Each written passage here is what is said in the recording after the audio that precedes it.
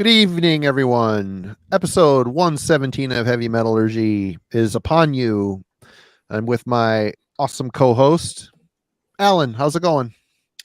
Oh, it's going. Been a busy day with kids and yard work, and apologies ahead of time if my voice is still a little goofy. I'll be drinking carbonated beverages and hot tea tonight. Try to keep going, but yeah, I've been looking forward to tonight. As always, we've got a fun topic, and we've got a new guest who we haven't had on before. So also very exciting there. Absolutely. Before we bring him on, a couple things to talk about. Today is been release day over at Byron Recordings. We've got the new Eve album, Fervor, the new Glorious Dead record, Cemetery Paths. Both are available, ready to go. Come and get them. Check us out on Spotify, all digital services, Bandcamp, all that fun stuff. Two good records. I hate to say my own record is a good record. I feel like I'm saying my own farts smell good, but you know, what am I supposed to say? This sucks. Buy it, please. No, it's I think you'll like it. Give it a chance. Give it a spin over on the Spotify. And of course, we've got these shirts still moving. They picked up a lot. Thank you, everybody that's bought one. Appreciate it. Pestilence Streams Eternal. Artwork done by one Mark Riddick, which I need to get Mark. I need to get him one. Anyway, no, they do not, Charles. I can tell you, not good. Alan, do you have anything to add before we bring on our guest? I don't think so. Things are just kind of plugging along through the summer. Hope everyone's doing well and not being out in the heat too awful much. I know a lot of places have got pretty crazy weather. So hopefully everyone's in a comfy place where they can just crack open a cold one, sit back and enjoy some metal conversation for a couple of hours, because that's what we're going to do. Awesome. Well, without further ado, from the majestic environs of Norway, we've got one Roger Kjørvik. Welcome. Finally. Another guy that's been on the list for quite some time, and we finally corralled him. We brought him in to the fold, and we appreciate you coming, Roger, especially as it's 3 a.m. in Scandinavia at the moment. Yeah, that's fine. Thanks for having me. Oh, glad to do it. And for people that don't know Roger, could you talk a minute about your channel?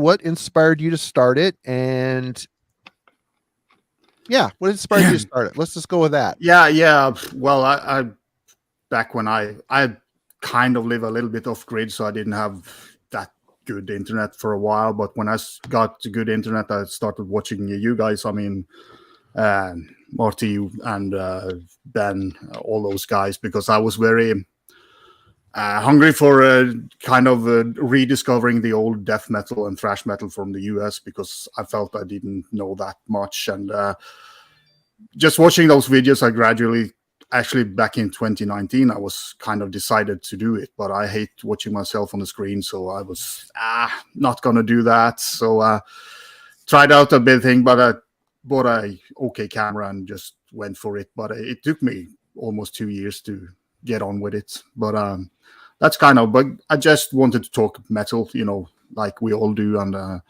this is kind of a very nice way to do it, I think. And you discover a lot of music that you have missed out on. And it's endless. It's endless. It's crazy. And, yeah. Picking up a lot of reissues the last 5-6 years that you never heard of before. So, So that's the main reason. And, and then met a lot of cool people, and that is mainly it. I gotta say, I mean, I remember the first time I did a video, I put on the phone and just like, what am I doing? I stopped it like 3 times, like, this is so dumb. Why am I doing this? But you start getting some comments and you start meeting people, and there's a lot of really killer people out there that watch and participate. Yeah. And I mean, and your collection is awesome. Like I said, I was telling him in the dugout beforehand, I'm always excited to see his new videos, because he always has something he's showing that I am like, what? I've never heard of that one, or how did I miss that one? Or I got a lot of people saying that I'm adding to their list all the time. So but we are here to spread the message. So we are. Ian, thank you so much. You're too kind. Appreciate it, Ian. Oh, so you got to see Panopticon in New York. Oh, very cool. St. Vitus, sweet. That's St. Vitus. Yep. Very cool. Glad you went. Yes. I heard it was a good show. I haven't heard all the gory details yet, but I know Austin was a little overwhelmed with how big and crazy New York is. Yep, and it is. But yeah, thank you very much for the super chat, Ian. Thank you so much. But very cool thing Roger picked. We decided to go a little easier on ourselves because it's been a busy week and just pick a year. And Roger decided 1992. And when I first read them, I'm like, huh, random. But then I got to thinking, I'm like, no, it's we not at all. We've got a question for Roger. There's a reason here. Yeah, there's a link to Roger's channel in the show notes for anybody who wants to check it out. But if yeah, Roger, what's the name of your channel for folks that want to know? It's just my name, Roger Kjørvik. But you have to. It's enough to see. You can write KJORVIK instead of that letter that we have in it. It took me a while to find that one on the keyboard, I will admit. Yeah. I mean, but I did find it. We do have some. We have a couple of those. So. Yeah, but yeah, the link is there in the show notes for anybody who'd like to go check it out. Like Marty said, he's got a crazy big collection, so lots of cool stuff to see over there. Yeah, probably too big, but yeah. I mean, we all have some garbage in our collection that could probably. Oh, yeah. I mean, we tend to be completists.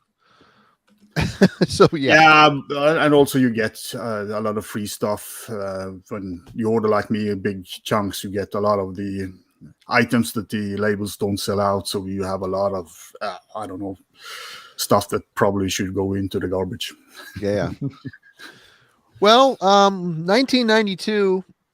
Let's be honest; it's a very transitional year. Death metal is really exploding, but also there's a new style of not new per se, but a subgenre of metal that's coming in that's going to kind of set everything on its ass more or less, and that's black metal. So I mean, you picked a very transitional year. What was going on for you in 1992? Well, I was really into death metal, thrash metal as well, but that thrash scene was kind of dying out a little bit. A lot of the thrash bands started to do shit stuff like Creator with Renewal, and you just kind of fuck it, So it was kind of more, and I always been like ready for new stuff or different sound and stuff like that. But the main reason was Darkthrone second album. That kind of. I should have pulled it out, but we were expecting a new death metal album, and we had a radio show here in Norway every Thursday. They had like 15-20 minutes of metal stuff, and he had an interview with Darkthrone, and I played Blaze in the Northern Sky on the radio. Yeah, I do have it in a pile, but I pulled out too much stuff. I almost didn't pull this because the copyright on the back of it is 1991. Yeah, but it's labeled as a 92 release everywhere. So, So one of those, I guess, where they got the copyright filed in 91 and didn't get the release out until 92. And I couldn't stand the sound of that album. We were so disappointed when we were expecting another Soulside Journey, and me and my friend we met up on school the day after and said, "What the fuck? This did happen with Darkthrone," and. I kind of just fuck that. I'm not doing that. But he was kind of more like he had listened to it. So a couple of months later, you have to listen to that track because it's actually really good. And then I forced myself to do it, and suddenly it just clicked. And then, we were on the black roll. It was the very same experience for me. I saw this sitting on. I bought the tape at Camelot Music when it came out, and I'm like, yes, new Darkthrone. Couldn't wait to get it. Threw it in the car deck, and I'm like, what is? I'm looking at the tape. I'm like looking at the pictures. I'm like, is this a demo? It's got to be a demo because this sounds like shit. Yeah, this isn't Soulside Journey. This is what the hell is this? And I hated it. And I, Yeah. you know, I only had enough money for maybe 2-3 tapes a month back then. So Yeah, I circled back around to it about 3-4 months later, and I'm like, okay, then like, okay, Bathory. I'm starting to, I get it, but Yeah. end up loving it. Exact same experience as you with Dark Throne. Yeah, What about? but I think a lot of people had the same. Yeah. What about you, Alan? Did you get this around the same time too? No, black metal didn't creep into my realms that early on, but was paying a lot of attention to thrash, of course. Was aware of a lot of the not black metal, death metal stuff coming out. There was a lot of cool things there that did make it there. 92 for me was like late high school, and also getting ready to sort of looking off to college and stuff like that. So it's not only a transitional year metal wise, but yeah, kind of a transitional year just in terms of personal stuff going on. One thing that was interesting too, looking back on it, I had been listening to metal for a few years by that point. There were still, of course, tons of stuff I hadn't heard. As we look back on it now, yes, it seems like it was a very transitional year, a lot of things going out of style, a lot of new things popping up. You're not really aware of it at the time. At the time, as dumb high school kids, it's just like, okay, this is just the new metal album. We don't necessarily think of it as like, death metal is replacing all the thrash metal right now, because we're still listening to, just whatever we can get our hands on. You don't hear, certain, prog metal album we'll talk about later and realize that, hey, this thing's about to launch, 100 clone bands over the next 20 or 30 years. You're just like, oh, okay, it's a new record. It's kind of heavy. I guess that's kind of cool. So, yeah, at the time, I don't think, most of us at least, appreciated how much things were changing and how fast they were changing. But looking back, 92, is definitely one of those years where you're seeing a lot of big shifts in, pop music, but also, different underground type of scenes. Metal was certainly doing that. So, yeah, lots of interesting albums to talk about, that things that would not have been released at all, just a couple of years earlier, and that by a couple of years later would seem pretty run of the mill. But in 92, a lot of unusual things, and the Dark Throne's a good place to start with. Those sort of dawn of the Norwegian black metal scene starting to get on people's radar a little bit in places that we're lucky enough to have it. I was not that. I was not in one of those places. So, Marty, what were you up to in 92? Well, graduated high school in 89, so I was working at Kmart. Kmarty, yeah. And just doing that. I mean, and buying, I actually had a paycheck and I was still living at home, so I had some expendable cash, paid car insurance, bought music. And I'd been through the thrash era. I still love thrash, but I was so completely immersed in death metal. I mean, me and Roger, I think we're on the same wavelength there.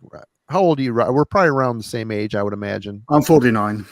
Yeah, well, I'm 52. Okay. So we're all kind of swimming around the same age. But I was immersed, and I just was starting to get into doing a little tape trading. I was late to that. Being up in northern Michigan, I felt disconnected from all of that. I was late to zines. I was late to tape trading. I started video trading. I was like a sponge. I just wanted everything I could find. If it was brutal, I loved the European and the Scandinavian death metal stuff. And of course, Florida, all the normal things. But I was so burnt out on thrash. Death metal was very refreshing. And I went crazy. So that was basically my 1992. It was just being a sponge, sopping up everything I could, trying to learn as much as I could of what was coming out and what labels were starting. And I think I did an order through some distro, and they sent like a newsletter thing. They had like the band logo, and then it'd be like a little review, and I'm reading this thing. I was just pining over it. Back and forth, I was reading it. I'm like, I could do this. And it kind of planted the seed for, 1995, we started Worm Gear. So it was that a lot of things were coming together at that point that would kind of set me on a bigger path later on in life. Not that it's a big path, but for me, for some, isolated kid in northern Michigan, it felt like I was stepping out into the wider underground, the bigger world, finally figuring out what it was all like. But yeah, that was it for me. But why don't we just start going around? We'll do one at a time. We'll each take turns. Roger, we'll start with you. Well, since we already done the Dark Throne Yep. one, I can go with Yep. Immortal, Diabolical Full Moon Mysticism. Just a killer album. Still one of my favorite Immortal albums. Me this too, was really. so. I mean, it's kind of the feeling that the early bands had. That let's say evil feeling, the rawness that they had back in the beginning, kind of disappeared a little bit as they turned into better musicians, I guess, and got better deals and had more time in the studio. But this is kind of, it almost feel like a live recording in the studio. And they had that fantastic video as well, which we laughed our asses off. So Call of the Winter Moon. Yes. yeah, it's just a fantastic fantastic video. You know, the guy with the top hat, you know, that's just fantastic. But that was kind of the drummer was leaving the band, so they just dressed him up because he was out of the picture anyway, so it didn't matter. So but this will always stand as one of the most important black metal releases for my parts. There's a lot of stuff on there that is very much Bathory derivative, which I like. I really like that. It's their most Bathory sounding record. It's the only one really that sounds like Bathory, you know, to me anyway. Yeah, but Demon also is a huge Bathory fan, so it's not a surprise. Right on. All right, good start. Alan, what you got? All right, I'll start kind of the other end of the metal spectrum. Album that came out and offered something very different from a lot of the extreme metal that was popular at the time. And I kind of hinted at it earlier, but this was a unique kind of thing that would launch a ton of imitators and admirers, and kind of revive and really codify the whole prog metal sound going through the 90s and into the 2000s. It's Dream Theater's second album, Images and Words. They'd had an album before, and it's a good one. I like the debut, but this is obviously their breakthrough album, with Pull Me Under actually kind of getting a lot of people's attention. A very unlikely hit, kind of the inspiration for their best of anthology, which is called Greatest Hit, singular. So they have a sense of humor about it, which you can appreciate. But it was just a very interesting listen at the time, because nobody was doing stuff like this, or at least very few bands, and certainly nobody that was as visible as Dream Theater. Some people like the band, some people don't. I like them up to this point. I like these first couple of albums. The third one's not bad either. I lose interest over time. It's not a band that I really have followed all the way through their career. But early on, I did like their stuff. They were still balancing pretty well, showing off a lot of cool musicianship, but still writing really cool and interesting songs too, that weren't too technical or too abstract, where they were hard to figure out. You could listen to this and just appreciate them as pretty easy to digest songs, or you could listen to it and really go deep on all the crazy talent that was on display.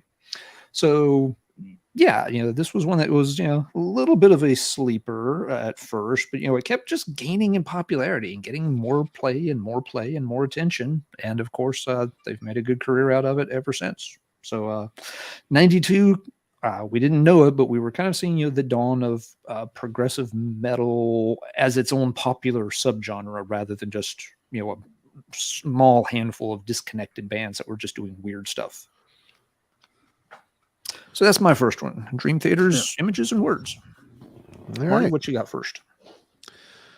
I had this sort of questionable Ford Thunderbird, 1983 Ford Thunderbird. It was getting pretty ratted out, but it had a nice Alpine stereo in it. And on my way back and forth to work, I remember fondly crushing this album, Merciless Abject Offerings, from France. This is my favorite album that they've done. I have not heard anything past he's got the good stuff there. I haven't heard anything past the second one, because I heard the third one was garbage. I think it was called Cold or something like that. But anyway, this album is really awesome, moody death metal. There's a song on here, Substance of Purity. Best song on the album. Absolutely crushing, melodic yet melancholic riffage. Really good song composition on here. I always love this record. Of course, for those who don't know, it's a Salvador Dali piece. I cannot remember the name of the full piece of art, but there's more stuff down here that they cut out, obviously. But yep, Merciless, Abject Offerings from France. These guys were awesome.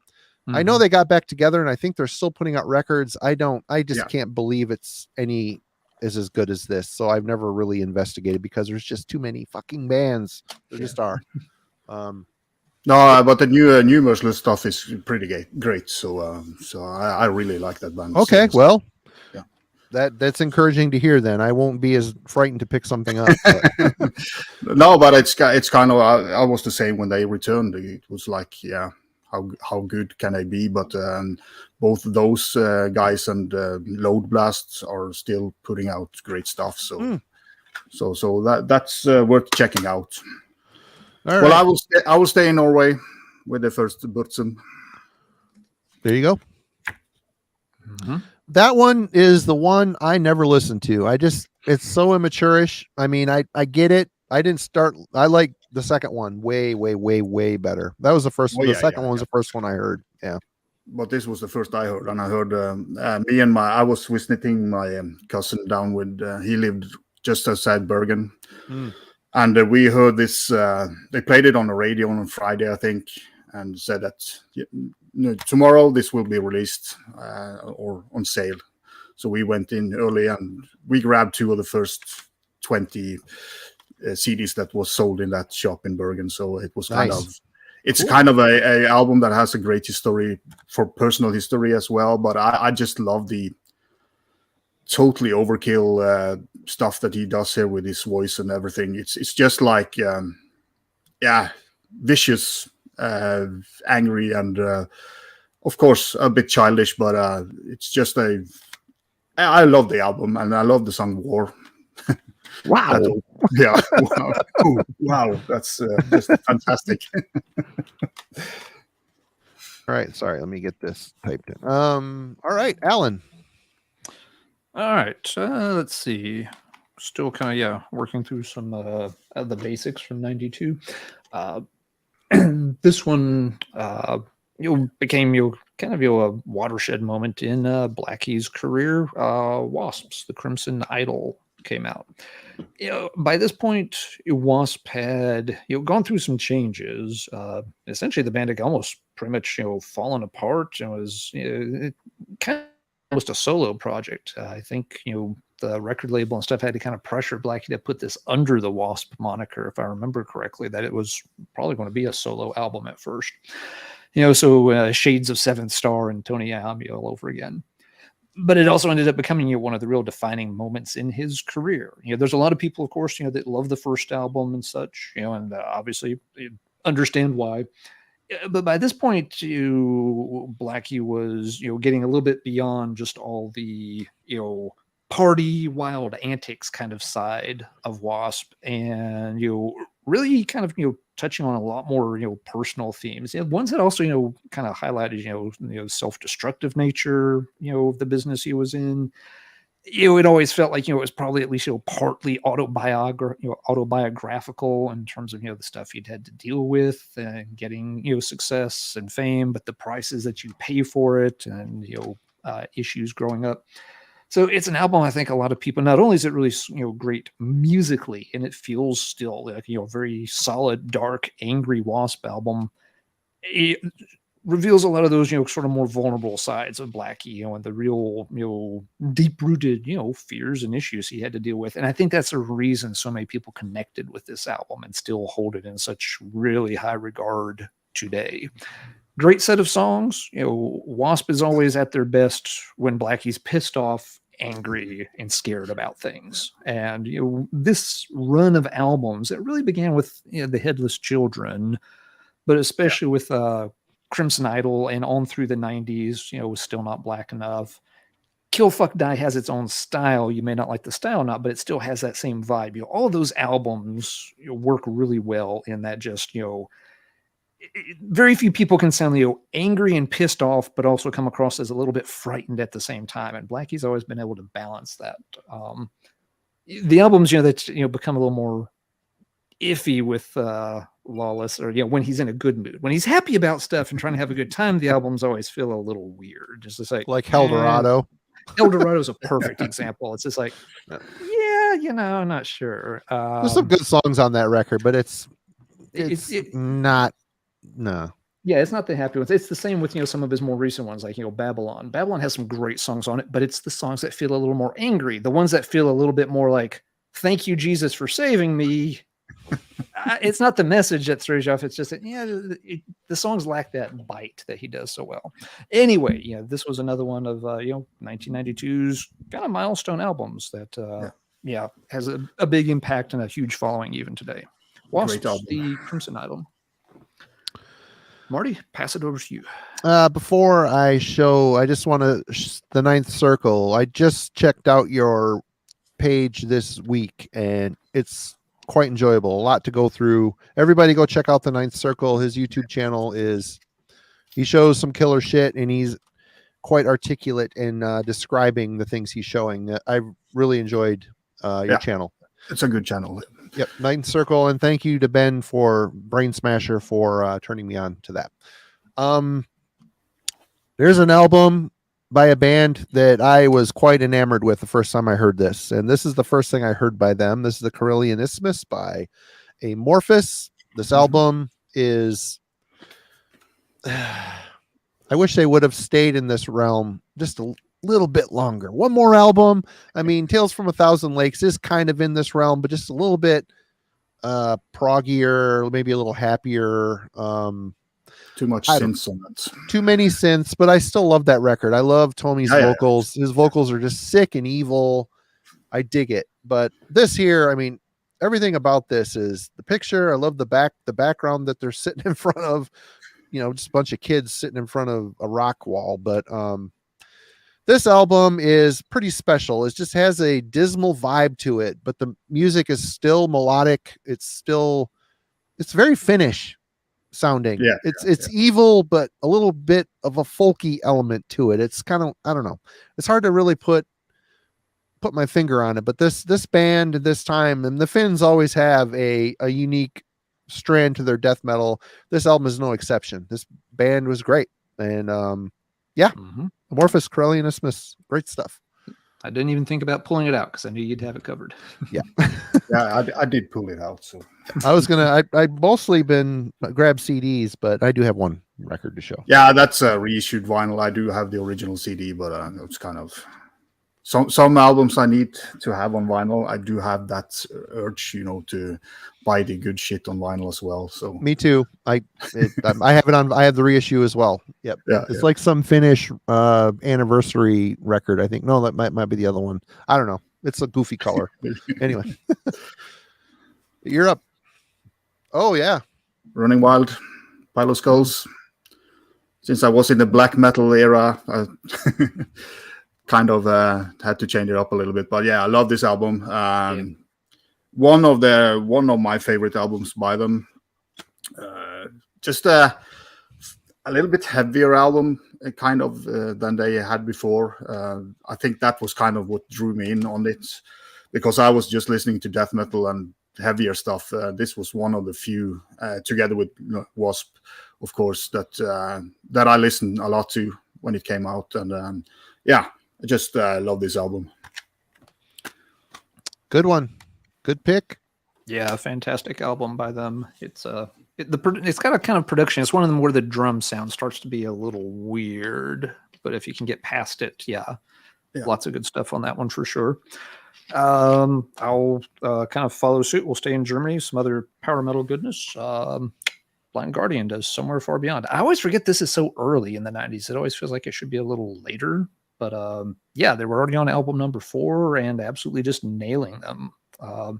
Here, they're starting to slow down a little bit. They're starting to introduce a little more of the symphonic stuff, take out a little bit of the speed metal stuff.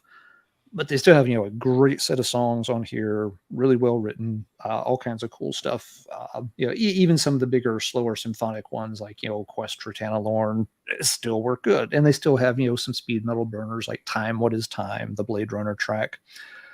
So yeah, between, Rogers, Running Wild pick and this one, German heavy metal was still chugging along in fantastic shape for the most part in 92. As we're going to talk about, as we go through things, the North American scene was, definitely in this weird flux of styles kind of changing out. Old bands weren't really part of the scene as much moving forward. And, these new styles were up.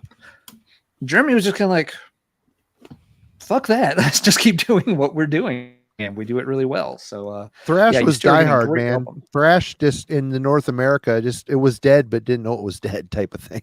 Yeah, we'll touch on some of these scenes and some of these bands. It's interesting, some of the bands that are missing in 1992 that don't have albums out. They may have been on tour and still kind of popular, but a lot of your mainstay, just huge titans of metal, they don't release an album in 92, and the next time they do release an album, it's usually met with pretty lukewarm reception.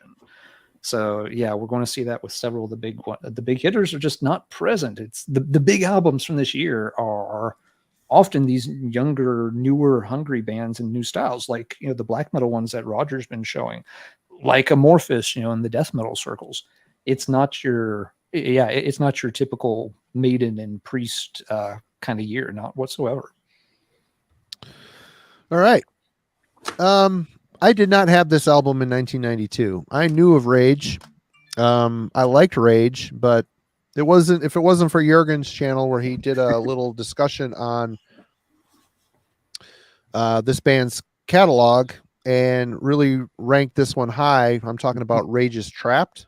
Yeah. Holy shit, is this album awesome. I mean, it is not just a little good. It's my favorite Rage album. The songs are so catchy. Solitary Man, Medicine, Take Me to the Water, Power and Greed, The Body Talks. I mean, there's just banger after banger on here. Peavy is such a great songwriter, and he's got such a unique vocal style, melodious but powerful. Doesn't sound like anybody. He sounds very German. That's not, it's strange. He sounds very German, but he just has a really cool, interesting singing style, and the songs on here are so well crafted, so memorable, melodious, hook after hook. Great. This is like really the end of an era for Noise, I think. I mean, after this, Noise starts getting a little crazy, but this is a great record. And once he was talking it up, I'm like, it can't be that good. And I pulled it up online. I'm like, holy shit. This and The Missing Link. I like both of these albums quite a bit, but yeah. We've talked about this album on this channel before, but check out Trapped. It's amazing. If you're going to get into Rage, I know Mike Metal Mickey would tell you Secrets in a Weird World. Some would say Perfect Man, which all that shit is great. Don't get me wrong. They got like 50 million CDs, but yeah, this is mine. This is my favorite of the bunch for sure. Trapped. Awesome. Yeah. And I like the old painted artwork too. Even the inside, it just has the look of the time. Yeah. It's no Photoshop bullshit. It looks like it's supposed to look. It looks like a German CD. Pieces. I'm forgetting his last name, but he's done a ton of cool album covers. In Flames, Just a Race is probably one of his best known pieces. Right on. Okay, Roger. Yeah, I saw a request in the chat, so I'm gonna pull out this one. At the Gates, the Red in the Sky is Ours. I just love this album. I love the crazy vocals. I love the 250 various riffs that's on this album. It's just it's a riff fest. I know a lot of people don't like that, but I love that about this band. And I prefer this over Slaughter of Souls and everything. But absolute killer album. I never connected with Al's riffs. It seemed like he was writing like backwards riffs from another dimension, which is cool in theory, but it's never clicked with me. The thing that really didn't sell it for me on that is Tampa's vocals are wrecked. He sounds like he's been doing a bunch of shows. they went in to record, and he just sounds fried. I don't know. Yeah, but I kind of love that kind of uncontrolled stuff that he does. It's just it's just pouring his soul out in a way, and I always love that. I bought that album when it came out, and that was I did too. I got original. the tape. I had the tape when it came out. That is the original vinyl, and then just I fucking love that album. Yeah. I am alone on this hill, on this sad, lonely hill. I get it, and I don't hate it. I mean, I can sing along with most of the album, and I grew up listening. I mean, I spun it a million times. I preferred, everybody's like the overrated Slaughter of the Soul. Man, that album clicked. That album clicked with me. That album, that's like they really figured out really good songwriting at that point. I love that album too, but when I kind of go back and listen to the stuff, that album is not so good in my opinion compared to some of the other stuff that I did back in the day. I obviously prefer the first EP because that's just absolute fantastic. Yeah. I think the biggest problem with Slaughter of the Soul is all of the bands that went on to influence, like a lot of the mall metal bands. Yeah. I think that it kind of soured it. It soured it for a lot of the true heads, like fucking too catchy. But I love that album when it came out. But it's just like when I go back now, it's not so good as it was back then. But yeah, that's how it goes. That's how it goes. All right, Alan, you're up. Okay, well, we've been bringing it up, so let's just tackle it head on. What does happen in thrash in 1992? There are a couple of bigger name bands that had albums. One of them was Testament with The Ritual. This one was pretty hyped up. Testament, of course, had established themselves, as I guess the fifth big four band. They're just always kind of there on the outside. They had a video for Electric Crown that had gotten a ton of rotation on Headbangers Ball in advance of the album coming out. So, a lot of people were, not only was it a new Testament record, it had, this great video, really cool song, that we'd been, hearing for, weeks and weeks ahead of time. And the album comes out, it did fine. It's not that it's a bad album, but it just feels like a very safe album by that time. Yeah. It's like, Testament's, it's their fifth album. I'm not going to say it's the worst of the five, but it's not even close to the best or second best. Probably not the third best. It's a long album. It's still Testament. Now, they hadn't changed styles. They weren't, jumping around in jam shorts, with, pizza boxes or anything like that. It's still, Alex Skolnick shredding and everything, but this is also, they've been on the scene almost 10 years at this point. What had been, a bunch of, crazy teenagers, recording the legacy. Yeah. Now these guys are on their, late 20s, maybe, pushing 30. And you can kind of tell maybe a little bit of, the fire has died out. Yeah. They've made it. They've been on Atlantic Records for, over half a decade at this point. They're as big as they're going to get, which they probably realized. You just don't feel like this is a hungry album that's really, pushing the bounds. It's not wanting you to, jump in the pit, and snap your neck. It's like, I'll just kind of, sit back here with my, fancy coffee drink and check out the other 50 some minutes of this album, not called Electric Crown. So again, not a bad album. I'm not saying it's a turd or anything. It just feels like there's so many other bands by this point that sound angrier, hungrier, more aggressive, more brutal, more evil. Pick whichever, adjective you want. And there's other bands out there that are doing more of it. And when, you're, especially, for the kind of, target audience for this, a lot of times, again, it's, at the time it's aimed at, teenagers, very young adults.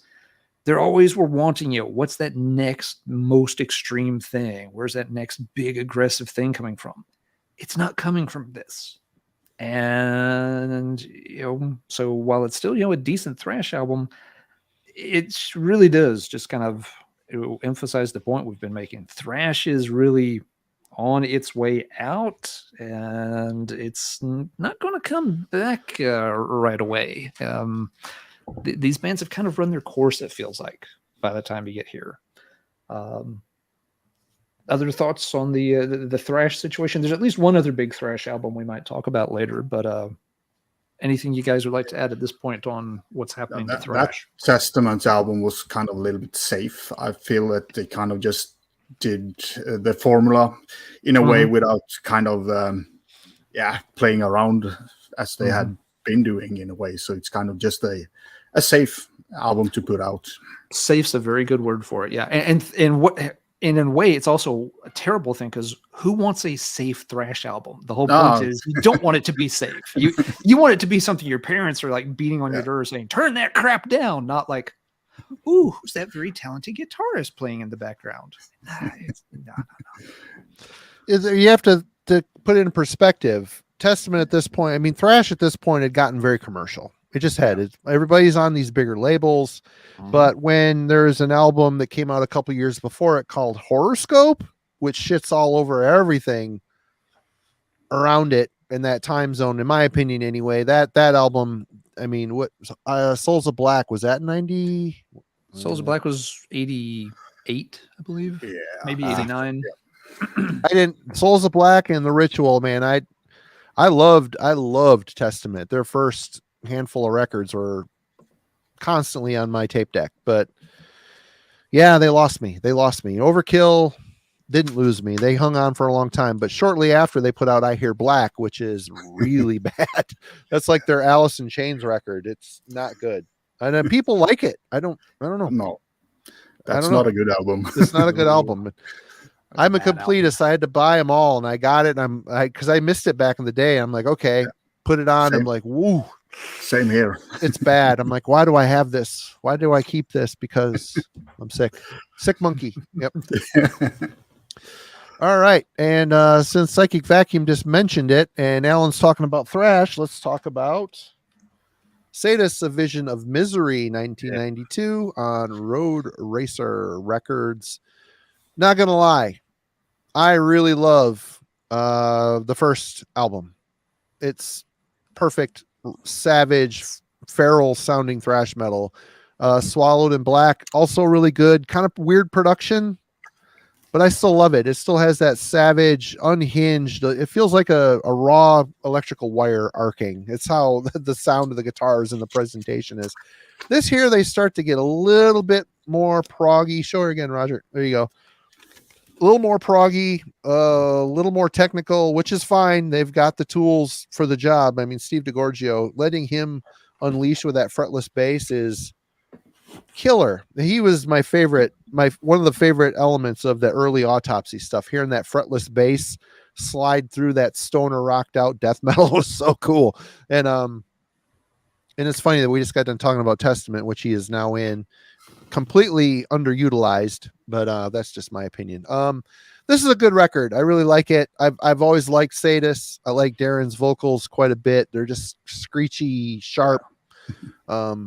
This is awesome, but this isn't the Sadus record I'm reaching for in the collection. At the time this came out, I spun the piss out of it. I had to know it. I had to know it inside and out, which I did. I haven't spun this thing in decades. It's sad. There's just not enough hours in the day.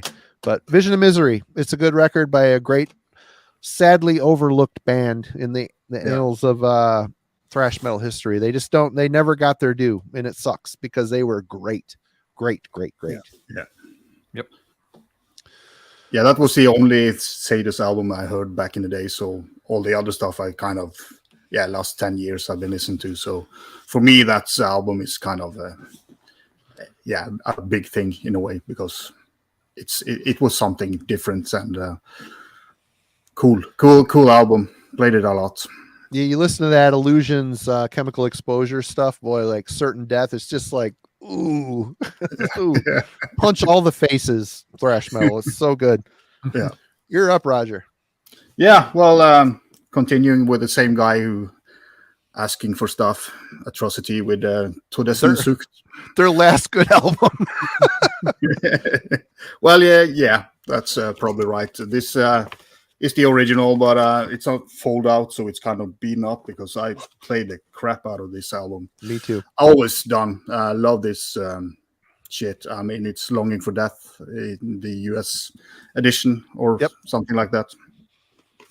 But yeah, I mean, fantastic album. It was.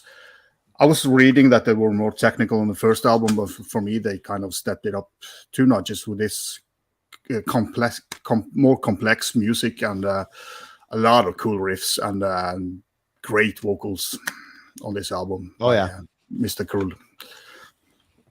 I would say I like that one better than the debut. Everybody talks about Hallucinations, but it was so tech. I mean, I like that record too, but it's so techy.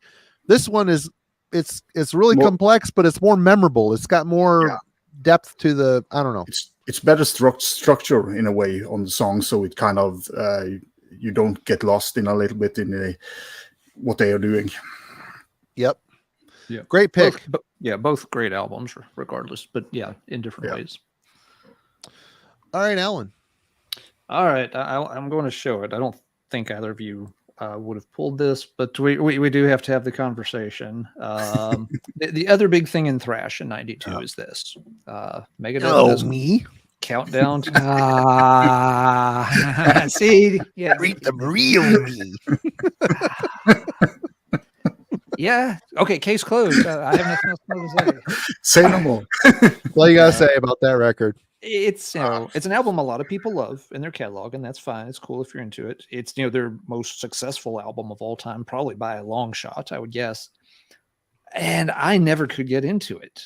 It really highlights what you said a little bit earlier, Marty. Thrash is very commercial by this point. Long gone are the days of Dave Mustaine being strung out and kicking bandmates out on a whim and stuff. Now you're doing songs Foreclosure of a Dream and playing Farm Aid. There's nothing wrong with playing Farm Aid. That's a nice cause to play for. You're a thrash metal band, or you were. Once again, like the word Roger used earlier, it's so safe now. You've got your thrash bands out there in the middle of a cornfield in Iowa, supporting the farmers. What happened? What the hell happened to thrash? It's gone very, very mainstream-ish. It's not mainstream in the sense of Milli Vanilli or Richard Marx, but it's it's accepted, it's packaged, it's commercialized. And I never could get into this album. I owned it. I bought it when it came out. I played it a ton, and it never really would click. For every song that was halfway decent, there was something else that would just annoy the crap out of me about it. And I mean, Marty took care of it with 2 words as soon as I showed the cover. Hello, me. And they still play that stupid song on satellite radio. I cannot hit the change channel button fast enough when they play songs off this album. Meet the real me. I have no desire to hear anything off of Countdown these days. But that's when we're thrashing. A year earlier, it's been late '91. Metallica kind of showed thrash bands the way to start making big money by playing it a little more let's say digestible. And Dave being Dave, hey, if Metallica do it, well, I have to try to do it and do it better. So he's, as far as I'm concerned, this was very much I'm following suit and still just trying to nip at Metallica's heels, copy whatever they do and hope that I can do it better. So, and it kind of stinks, if he had followed up with, he had done, a technical masterpiece before this with Rust in Peace. Had he stayed in that lane, he would have become the undisputed king of thrash, and people would have been like, yeah, we're off the Metallica thing.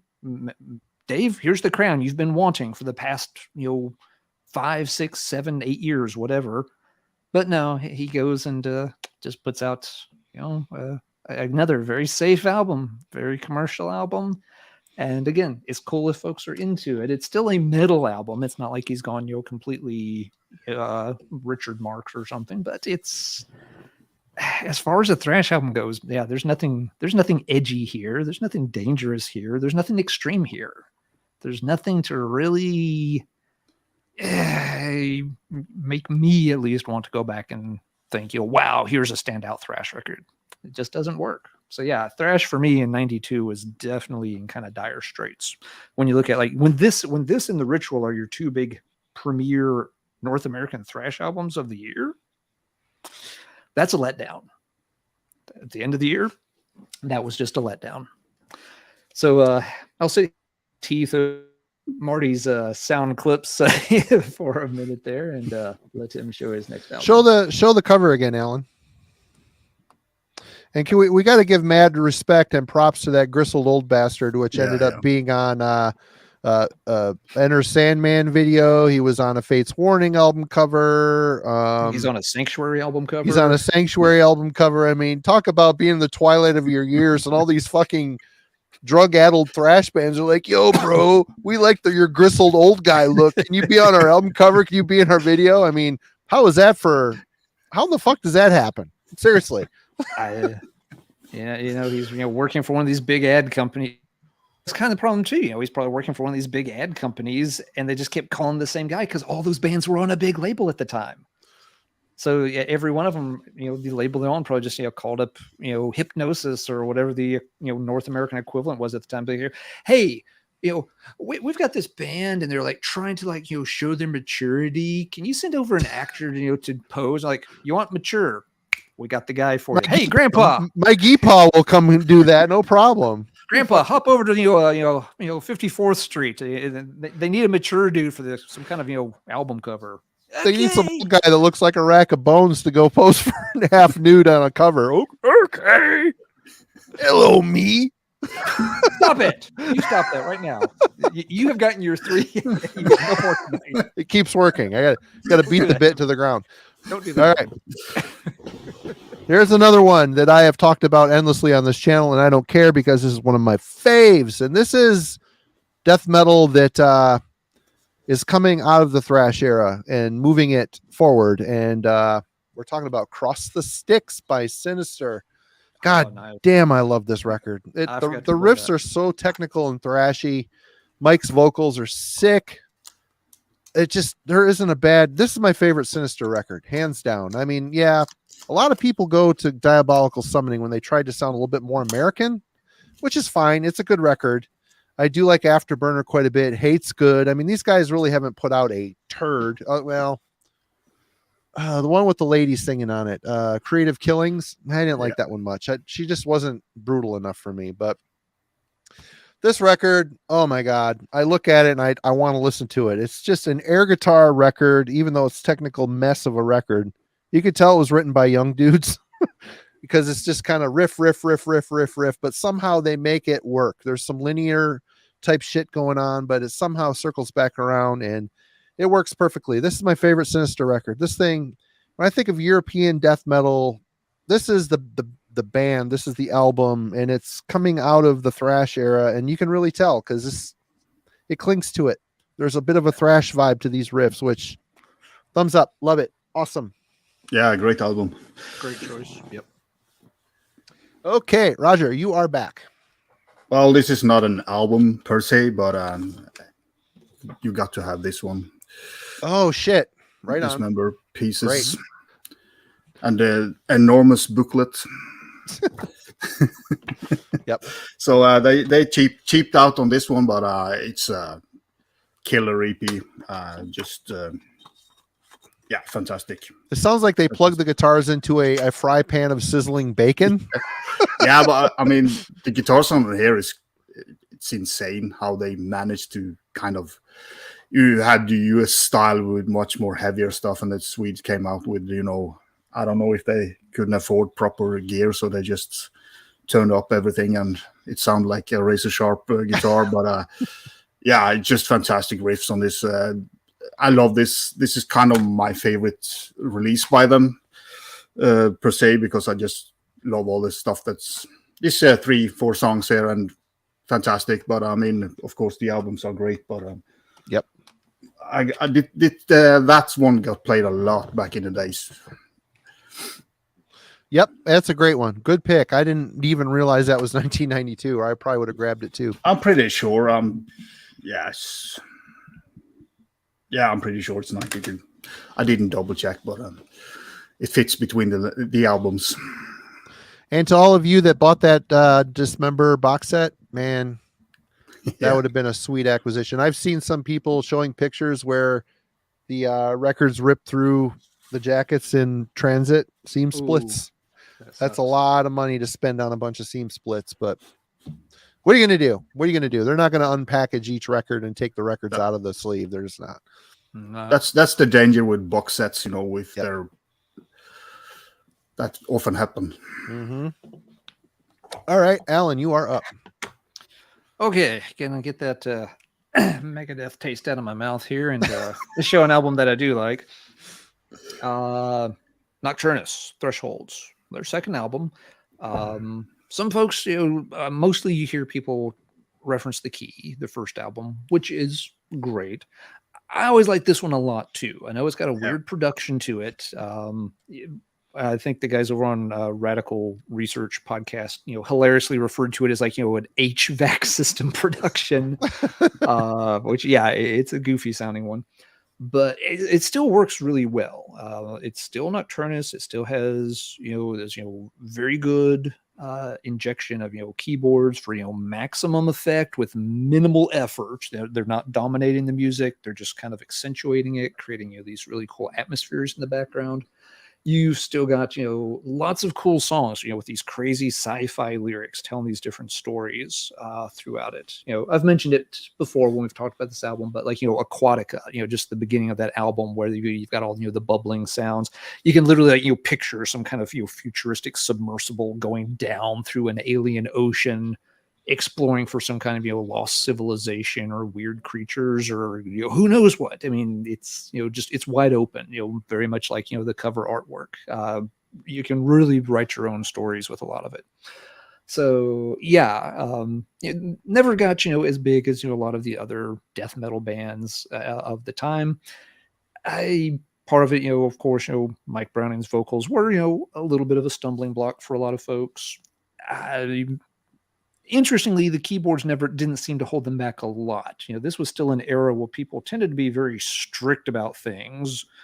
Death metal wasn't supposed to have keyboards in it. So these guys had taken a chance on that, but it seemed to click okay with folks. They didn't really get trashed for that component. But again, it was also a very crowded death metal scene by 1992. It was getting to be a very crowded scene. There's only so many bands that can rise to the top. Nocturnus didn't quite do it, but they did turn out 2 really good albums during that era. Still like both of them quite a bit. So Nocturnus, Thresholds, my pick for a big thumbs up from 1992's death metal scene. Right on.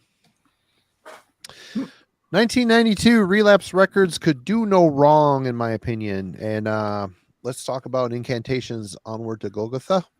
There you go. This thing is so unique, so evil. This album is kind of scary. It's just the production is so strange. The production is it's poorly produced, but it became such a part of this record.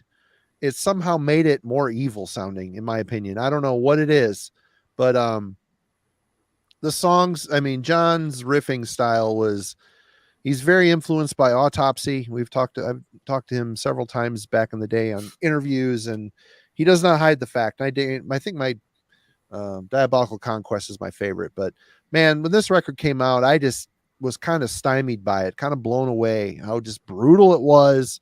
Unique sounding. This sounds like nothing. Nobody else. It sounds like Incantation, straight up. And I like how sick and twisted, little bit doomy, totally evil right to the core. Love this record.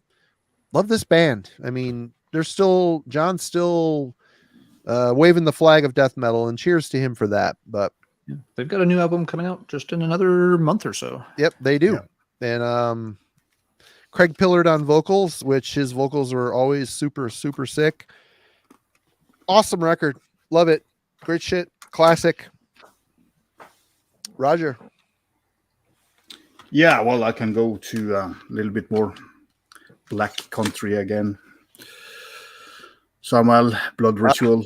Yeah, I have that in the pile Very too. cool. I love that record. It's so yeah, easy. it's so fantastic. That kind of mid-paced dragging riffs, and it's kind of it's groovy, but it's so damn evil.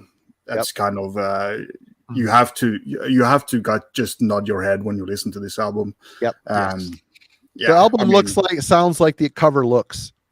yeah, exactly. It's kind of like a occult feeling to this, ritualistic in a way. It's just a mass of awesome feelings, to put it that way. And yeah, been a big favorite of mine for a long time. So if you haven't heard this album out there, you should go and check it out, because it's killer. And you have this evil looking CD. Yep. All right, great pick. Yeah, really unique sounding amongst all those early 90s black metal bands too. Nothing ever really sounded like that before or after much. No, it's very doomy. They went from like a Hellhammer type thing to more of a doomy atmospheric thing, which really suited them well. It was very cool. Yeah, it's kind of that rhythm that kind of just pulls you in, and it's kind of, they don't do a lot of changes between the songs, but it's just killer riffs out of riffs, So yeah, killer album. All right, Alan. All right, so I mentioned before, some of the bigger bands in metal are missing in 1992 in terms of a new album release. I mean, Metallica had just done one in 91, so they're out reaping the benefits of being on MTV every 17 minutes. You don't have a Judas Priest album in this year, and Painkillers come and gone, and it would turn out to be the last with Halford. So we'll talk about a couple others, here as we go through things. One of the bigger bands that did pop back up, and they had been kind of off a lot of people's radar for a very long time, but they got a release in 92. That's a pretty good one, was Black Sabbath. Black Sabbath, of course, had never completely gone away throughout the mid and late 80s. You couldn't have convinced most people of that at the time, though. Most people had no idea the band was still carrying on through all those, Tony Martin era albums. But yeah, in 92, the pieces kind of lined up correctly, and they got back together with Dio and put out Dehumanizer. And this was another one that got a lot of, hype, because obviously Dio is back in Sabbath. That's going to make headlines in the heavy metal universe, no matter what the year is. And they got, a lot of advanced airplay on Headbangers Ball for TV Crimes, which was a very good high energy tune, fast kind of fist pumping one. And yeah, ended up, the album though, overall, TV Crimes is a little atypical. A lot of this album is much slower, really, reining it in and kind of, pushing the doom button more than, the faster galloping button. It works really well, in my opinion. I like the album. It's, got a few missteps on it, but there are a lot of very good, very, very heavy songs, that the guys put together for this album. Came out, I think, relatively late in 92. I remember this album in particular because I bought the cassette on my birthday that year, and it was one of the last times I ever bought a brand new cassette. After that, I was pretty much switching over to CDs almost exclusively. I would still buy used cassettes when they would show up at the local record store for a few bucks. But Dehumanizer was one of the very last, where you went over to the new cassette things and had to get those big plastic rectangle holders and picked up a brand new cassette tape of it. But yeah, a good album. Was obviously, the lineup was not meant to last very long. They fell apart pretty quickly, went back into their same old pattern of squabbling with one another over stupid crap that I'm sure now, if they look back on it, it seems pretty petty. But yeah, they did get, one more sort of high profile Dio era Black Sabbath album worked out here before the wheels came off. And all of a sudden the guys are like, hello, Mrs. Martin, is Tony there? Can we talk to him? We kind of need a singer again. And he came back and they did some more good albums with him, but they never got quite the same visibility with Tony as they did with Dio. Which Tony's a great singer, but Dio, you're dealing with one of the most beloved vocalists in heavy music, so I can kind of understand why that happened that way. But yeah, that's Dehumanizer, one of the bigger name bands that did put out a really good album in 92. There weren't a lot of them. Not a lot of them doing that. We'll talk about a couple more here as we work through the evening. But Marty, it's your turn. All right, back to Sweden. I love the early era of this band. I love them up through Solus. Solus is so endlessly catchy, super simple riffage. Love it. and you will never see it's Into the Grave Part 2. It's great. Yeah. There really isn't a misstep here, and to hear the album again, it's fine. It's fine. It's just good, sick, Sweet Death. Not necessarily that melodic. It's just heavy and brutal, but catchy. They just have a punk vibe maybe to it. A little bit of the Swedes typically, to my brain anyway, had a little bit of a punk thing going on. It's very veiled. I mean, it isn't obvious punk, but there's just a catchiness, the D beat thing going on. This album rules. Great. Again, Solus was the one. Even when they got back together, they put out some cool shit, but yeah, this is great. Great stuff. Yeah, I had that one as well. So classic. Yep. Yeah. So then I go to England and do a little bit slower music. I mean, I love the EP when that came out. That was kind of something we have never heard before. That slow, nope, deep, brutal vocals. I mean, Aaron's vocals was so sick. Loved it. Yeah, it was so fantastic. Yeah, that EP was kind of, and we were hooked on this band, and the first 3-4 releases, up to the end, complete, were excellent. But and a couple of really brutal tracks that kind of just blows you away. I did watch them play this. It's been I saw them live like in the early 2000s, and I kind of started with me and several of my friends, and they started with just slow songs. And one of my mates who's a massive fan of the band, he just not having that. And right after that, I just started to play the most brutal shit they ever done. So, yep, just fantastic. I love the variety at it. Well, when you can give some really brutal tracks, and then you have the kind of sad, beautiful thing going on as well. So, yep, the Forever People is always my favorite one off that one. Love it. Yeah. Erotic literature as well. It's kind of just, killer stuff. Yep. And the fact that, if everybody wants to go back in time, we did a deep dive on My Dying Bride with Tom from Cine Arcadia Productions. Go check that out. They lost me at whatever, the white one, the Angel in the Dark River. Is that what it's called? Angel in the River? Yeah, something like that. Yeah, Angel. Paying top dollar for import CDs, and then to hear no brutal vocals, I was an unhappy fat Finlander. I'll tell you straight up. But they have done some really good albums lately, or EP albums. Oh, sure. So they have returned a little bit to form. They have. No, they're cool. They've mastered their sound for sure over the years. Whether you like them or not, it's theirs, and that's to be commended. It's just that the period when he dropped the death vocals is kind of boring, but now when he's kind of back with not that deep death vocal, but has that snaring kind of blackened vocals that he has now, it's kind of just lifted the whole thing up again. Yorkshire, it's good to see you, man. When are you gonna put out a new video? Everybody go check out Yorkshire the Record Jerk. Great channel. Awesome dude. You know what? When Renewal came out, I was flipping over tables and shitting in people's lawns. I was so mad.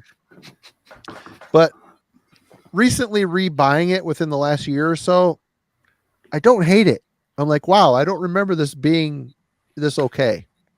Could be time has changed a little bit for me, but I'm glad I have it. But Endorama is still the one where I'm still snaking coils in grandma's yard, but that's about it. Alan, you're up. Demonetized. Right. Woohoo, everybody. That's how that works. Let's see. I saw Eric Bauer in the chat a few minutes ago. Was saving this one to make sure he was present because I know it's a personal favorite of his. Let's talk war, babies. No, I'm not going to do that to you, Eric. But this did come out in 92, and it's a fun rock record, not a metal record. Features some of the guys from TKO from the 80s.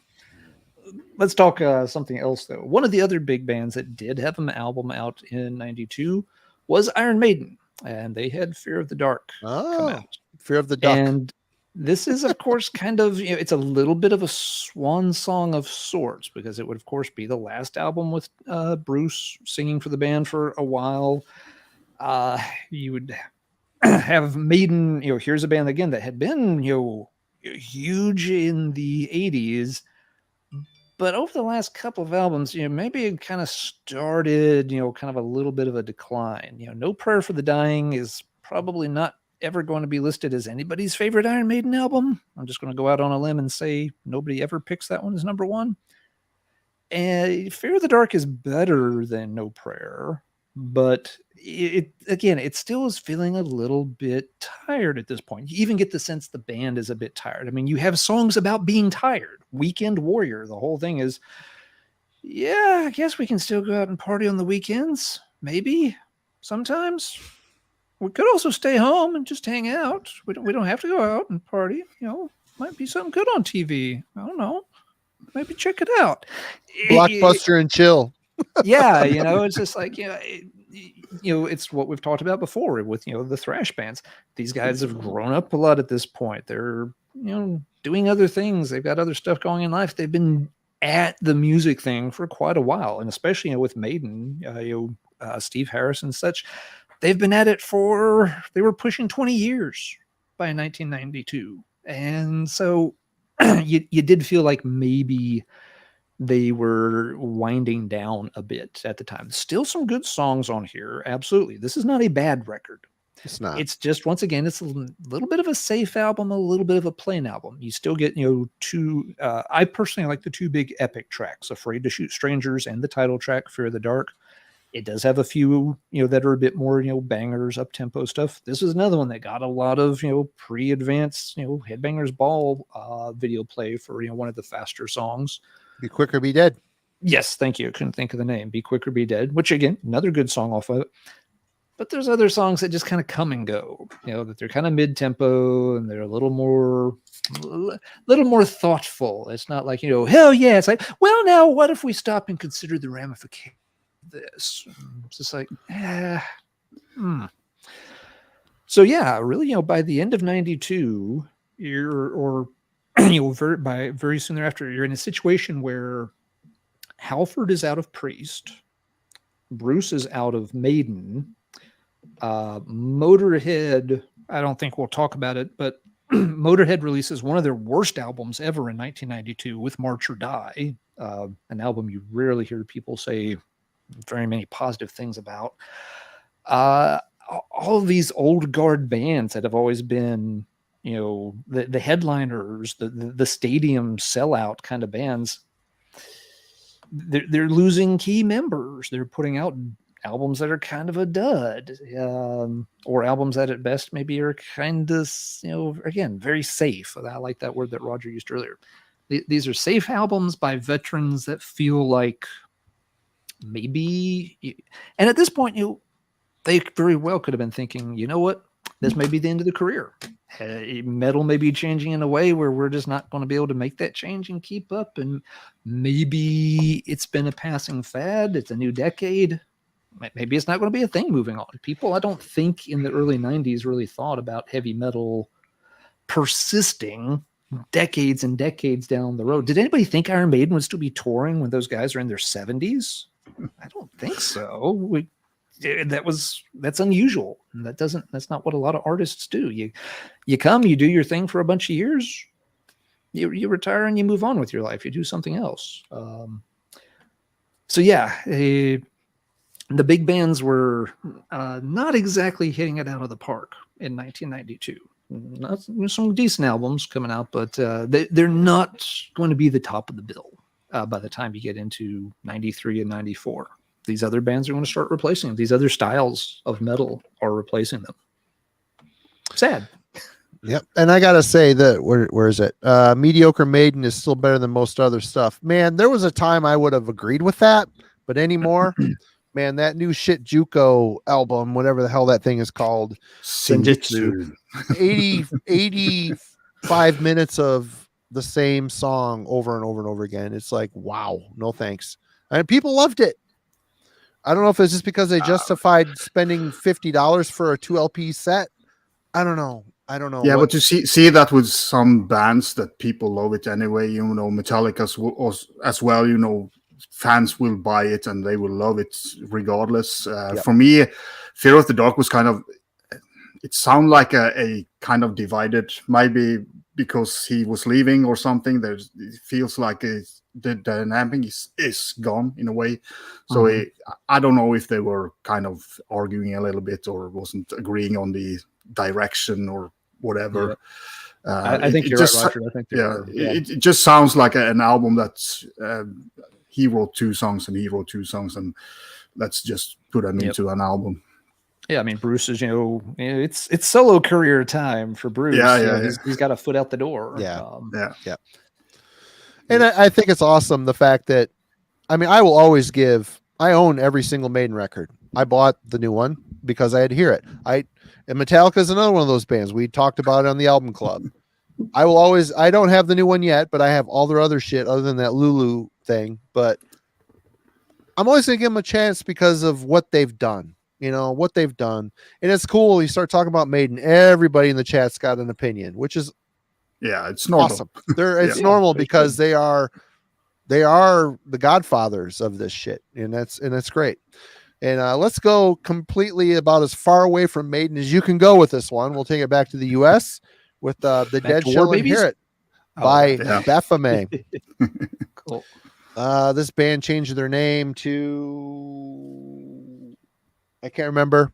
I saw them during this time at the first ever Michigan Death Fest, and it was ridiculously brutal. I thought the singer's head was going to go flying off from his head banging, but it was crazy. And this is this isn't the best death metal band or the best death metal record from the US, but there's something about this thing. It's just has a charm to it. Probably because I saw them, I had to go buy the CD. It's solid. It's not great, but I spun the crap out of this after seeing them. So I had to show it. I had to chuckle when I saw that it was 1992. Man, where do the years go? They fly by fast as shit. Like you're in a shopping cart on fire rolling down a hill. But you know what? This is a fun US brutal death metal record. Is it the best thing that has ever come from this country? No. But it's fun. It's a fun record. Banished. The band they were in after this. They changed their name to Banished. Yeah. Not all the cells are dead yet, folks. I still have a little. It's not full on dementia quite yet, but that's coming. All right, Roger, you're back. Yeah, well, let's go to a little bit more unknown bands. Miasma from Austria, I think. Yep. Changes. This is of course a reissue of it because it was the originals were very expensive when I discovered this band. Wasn't the originals them like on the cover, like the band on the cover, or am I thinking of? No, that's the EP. Oh, okay. Yeah. That's the Love Songs EP. Yep. But I just love this. What's the name of that song? When you have this kind of very light medieval, classic guitar, doodaloo, and then burst into the most brutal thing ever. So it's a very fun album because it doesn't sound like anything else at that time. It just came out of nowhere, and I discovered this around 2000 or something like that by just a fluke accident. But I really love this album because of its weirdness in a way. That is one I never would have picked. That's a great one. Great one. Yeah, I don't know that one. Folks in the chat are oohing and awing over it.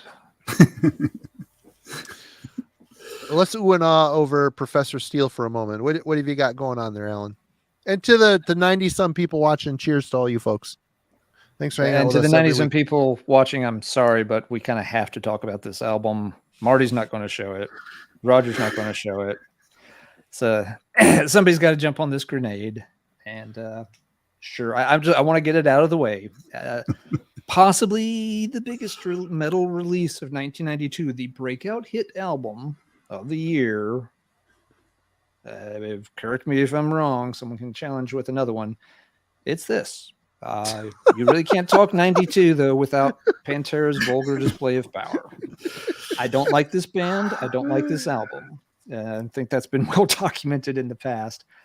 But you this was the face. We didn't necessarily know it at the time when Pantera's, when this was starting to get some rotations on Headbangers Ball.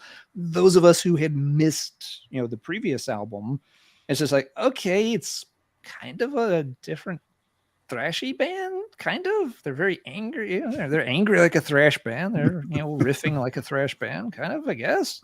We didn't necessarily appreciate right away that this was going to be the face of heavy metal, at least in the United States, moving forward for a decade. Walk on home, Alan, is one of the comments. Yeah. And that song just typifies everything I don't like about this band or this album. It's I don't mind Anselmo's voice. I like him in some of his other projects like Down. I'm not going to question the technicality or anything of Dimebag's playing. I've never liked his approach to the guitar in this band, where he plays this very dry, very staccato pattern of riffage, which just, I don't like it. I like it to be more fluid, more melodic, and it's just this dun dun dun dun dun dun dun dun dun dun dun. It feels like you're just tap tap tap tap tap tap tap tap tap, and just it's nails on a chalkboard to me. I bought the album when it came out. We all did, because we'd all been watching the video for Mouth of War, which is a good song. I do like that one. It came out, but yeah, it was such a huge splash, and it just grew over time. For me, it went the other way. The more I played it, the less I liked it, and eventually I just got rid of it. But yeah, it became the album. It defined a sound. It defined all these bands that would come after that wanted to do the Pantera thing. They became the biggest band around. This is what's replacing thrash, in part. These other bands that now feel like these guys are too old and too tired. Well, these guys sound angry and full of piss and vinegar, and they're going to beat the shit out of you, and they still have this amazing guitar wizard in the background and all. So yeah, it caught fire and took off, and was if anybody can name a bigger metal album in 92 than that, please, let's post in the chat. Maybe I'm drawing a blank on something. Maybe Countdown to Extinction kind of rivals it. I don't know. But yeah, it's not the album for me. It's not the band for me. But that was the direction heavy metal was going. We just didn't quite realize it upon the release of that album. That it was going to be such a huge phenomenon moving forward. Yeah, I have the original vinyl if you want to buy it. So, I will trade you. OG War Baby. Let's have a UPC punch. I got to point out. So. Okay, yeah, that ruins everything. Yeah, I shouldn't have. Mine is worth a little bit more. So, not a lot of people have this in their collection. True. All right. Yeah, vulgar display had to be pointed out as it's a hallmark of the year, whether you like the album or not. Yeah, I was thinking about pulling it out just to shit on it, but you made a good job about that. So I got that one and Cowboys from Hell from Columbia House. Remember where you send in a penny and you tape a penny to a sheet and then pick like 10 albums or 12 albums you get for a penny. Yep. I got that in Cowboys from Hell, and I'm just like, they never clicked with me. Too knuckle dragging for me, which I like some knuckle dragging crap, but I mean, I just showed a Baphomet record, but yeah, I do too. But yeah, there was always something about Pantera's take on it. It was all just this, it was the meme. I don't know if it's a Simpsons episode or a Guy episode, but where they're just like, they're in the bar and the guy goes up to one guy's like, "You want to fight?" And the other guy turns to him and looks and he's like, "Well, them sound like fighting words." And then, they just start beating the shit out of each other. That's all Pantera was. I mean, it was just, here's, let's just angry. Let's just be angry at stuff. What are you so angry about, Phil? Things. Such as all the stuff going on, man. Everything. Such as, all of that. Shine on, you crazy diamond. I don't have time for this shit. But yeah, and again, just be clear, for those who obviously, Pantera is a very big band. A lot of people still love them. That's absolutely cool. I'm not making fun of you. It's just a band that I just do not enjoy. But if folks are into them, that's absolutely cool. I got no problem with it. There's a lot of people who do not like Running Wild. And shockingly, some people out there don't like War Babies. Still got to sell Eric on that band somehow. We all like what we like. And if you like Pantera, that's absolutely fine by me. Just not the band for me, but they obviously were the right band in the right place at the right time to become, let's face it, they're legendary in metal circles now. Absolutely. They're one of the biggest bands of the 90s. Yeah, I would say between them and Typo Negative, is there anything in heavy music more 90s than that? I mean, that's sums it up pretty well. Those two, that's for popular metal, we'll say popular heavy music, but you can throw White Zombie in there, which is also a 1992 White Zombie release as well. True. I don't think I'm pulling that one out from under either of you, but yeah, La Sexorcisto. I have that on tape actually. I had it back in the day too. That's another. It's fun. Release. It's fun record. It's fun. It's fun. That one is now. Yes, now that one is kind of fun. I had that one, and I never minded that one. It got a little old after a while because it got played to death so much. Yeah. So much, it was it was a Beavis and Butthead meme forever and ever as well. But no, that album was that one's fun, even if it's not something I go back and play anymore. Okay, Marty. All right, I shall end my rant there. No, yeah, it was worth showing for sure. And this thing I'm going to show, I did not get in 1992. I was more of a 95. With the second wave of black metal is when I really, I think the first records I got, I ordered from. I was reading a bunch of crap about what's going on in Norway. I bought De Mysterious and I bought the Emperor Enslaved, Land split, and that was all. I just was gone crazy at that point. But this came out in 92, and this thing is freaking awesome. Emperor's Wrath of the Tyrant demo. It's a full-length demo. Damn it. It's rough sounding. It's necro, but man, the songs on here are so good. They're so good. Yep. Is yours the Wild Rags version too, Roger? Yeah. It was put out in 94, I think. Yep. The original demo is totally different cover. So and this has a different intro than the original demo does too. But yeah, this thing it's total necro Emperor, but still there's a sophistication in the songwriting. The riffs are so catchy. They started to get, as they went, they started to get more proggy and technical, which after Anthems, I'm sorry. Nine Equilibrium's got some cool songs. Prometheus is cool, but I never care. They lost all the feel for me. This here is prime raw second wave black metal feel with awesome songs and image to back it up. Show the insert real quick. Bunch of cool pictures. But this is a great demo. I always loved it, and I think that in a lot of some of these songs ended up on in the Nightside Eclipse with a more majestic production. But classic Norwegian awesomeness right here. Yeah, I mean, if you're going to build a collection and with Norwegian classics, you have to have that in the collection because top notch for sure. Yep. Very cool stuff. Okay, I'm gonna go use the little boys' room while you guys or Roger shows his next one. I'm gonna go a little bit. Continue.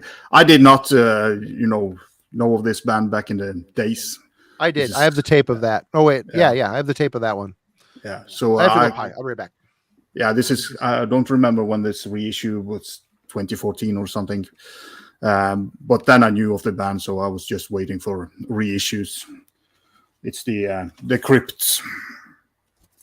Done a lot of cool stuff, so I bought all. They released all their demo and shit like that, but just a really cool and an album that you don't see a lot of people talk about. I don't know if it's because it's difficult to get hold of or anything, but it's a quality death metal album, and of course you have to have a cross on the backside like Entombed. Yep. I don't know if that was the attention they wanted to give it, but it's kind of the same classic image.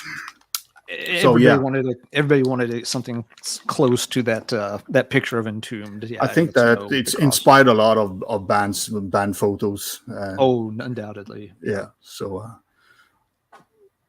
just no, that's a cool one. I don't know that album. No, it's definitely a really good album. It's just one of the many that I kind of discovered through watching YouTube and watching channels from US, and they kind of talk about this. And of course, when later on now, when Crit releases stuff, you always go and check it out because they have done a lot of cool reissues. Good deal. Let's see here. Guess that means it's my turn. Okay, now I'm going to try to stick to albums I actually like for the rest of the evening. I think we've got the obligatory mentions out of the way. Yeah. Let's see. Another pretty big one from '92 that I've always liked quite a bit. And I never know what to call this, if you want to call it metal or if it's maybe a little outside of metal. It's still heavy and dark. It is Danzig. And in '92, he released his third album under the Danzig name, How the Gods Kill. This one, once again, so Headbangers Ball was a big deal around this time, in case you hadn't noticed. It was still going pretty strong. Dirty Black Summer, for some reason, was the single picked for this one that got a lot of rotation. It's an okay song, but there's much, much better stuff throughout this album. At this point, the Danzig lineup, is really tight. They're really nailing it album after album. Love Lucifuge. I really like the first one. The first one took some time to grow on me, but once I got into it, I really liked it. But this is probably my favorite of the early Danzig albums. It's certainly the one I go back and play the most. What's Rick up to? It's a tutorial CD. I didn't know how to kill gods until then. It's not how to kill gods. It's how the gods kill, Rick. So it's more like a tutorial. If you are a god and you haven't gotten to that god level where you're allowed to kill things yet, point and zap and they're dead. Here you go. Welcome to today's seminar. My name is Glenn. I'll be instructing you on how the gods kill. I'm 3 apples high and I'm angry. Step 1, point finger. Step 2, make bzz sound. If you've done it correctly, the thing you're wrathful towards will now be dead. Okay, we've run that. Thank you for semantics, Professor Allen. I got to thinking, how would this work? Yeah, point, bzz, wrath, dead. But yeah, still a good album. Godless is a cool opener. Again, this is you still got all the guys in the band that you want in the band. By the time the fourth one comes out, the fourth one's still good. I like it, but it didn't feel quite as strong as what had come before. And of course, then you get to album number 5, and Danzig goes off into electric la techno industrial something or another land. 5's a hard one to figure out, but this one still has just the classic sound. Very moody. Glenn's voice is just dead on perfect throughout it. Good dark sound. Really nothing to complain about. You've even got the awesome Geiger artwork on the cover. So it's again was a pretty successful album for the year. This isn't a cool underground one at all, but a solid album from '92. And where do we put Danzig? Is Danzig heavy metal at this point? Does he get put in his own little box and some kind of early goth metal? I never know where to put. Again, my shelves are divided up by style. Danzig just kind of sits in the corner by itself because I never have any idea what shelf to put Danzig. But really, he fits in the same shelf that Pantera, White Zombie, and Typo Negative are on because it's the same. It's so 90s. I mean that whole Mother, the self-titled, all that stuff. I hear that and it just sounds like the 90s to me. Never heard it, so I don't know where to put it. So I'm not a dancing fan. No, fair enough. All right. I guess I am up next. Talked about this record. I think we showed it last week, but man, I love this. This is the first Edge of Sandy record I ever bought. Unorthodox. Again, I will mention again that I bought the tape, the Black Mark tape from Camelot Music. It has got a different track on it that is not on this CD. This CD has a different track on it that is not on the record. And I have no idea what's up with the vinyl. There's like a weird track listing thing going on here. But so the track, this CD does not have the track that's on the tape. Just saying. And I don't think the tape track made it to the CD or the record. Maybe it did. I have no idea. And What's the tracks? I'd have to waddle up and get it. Hold on one sec. Yeah. I thought they all were. I do have a CD version of it as well, but this is the original vinyl, so I don't know if they've done something with. Normally, it was kind of CDs that had extra stuff, so that was kind of a normal thing to do back then. I don't know if that's all right. Here's the tape. The tape.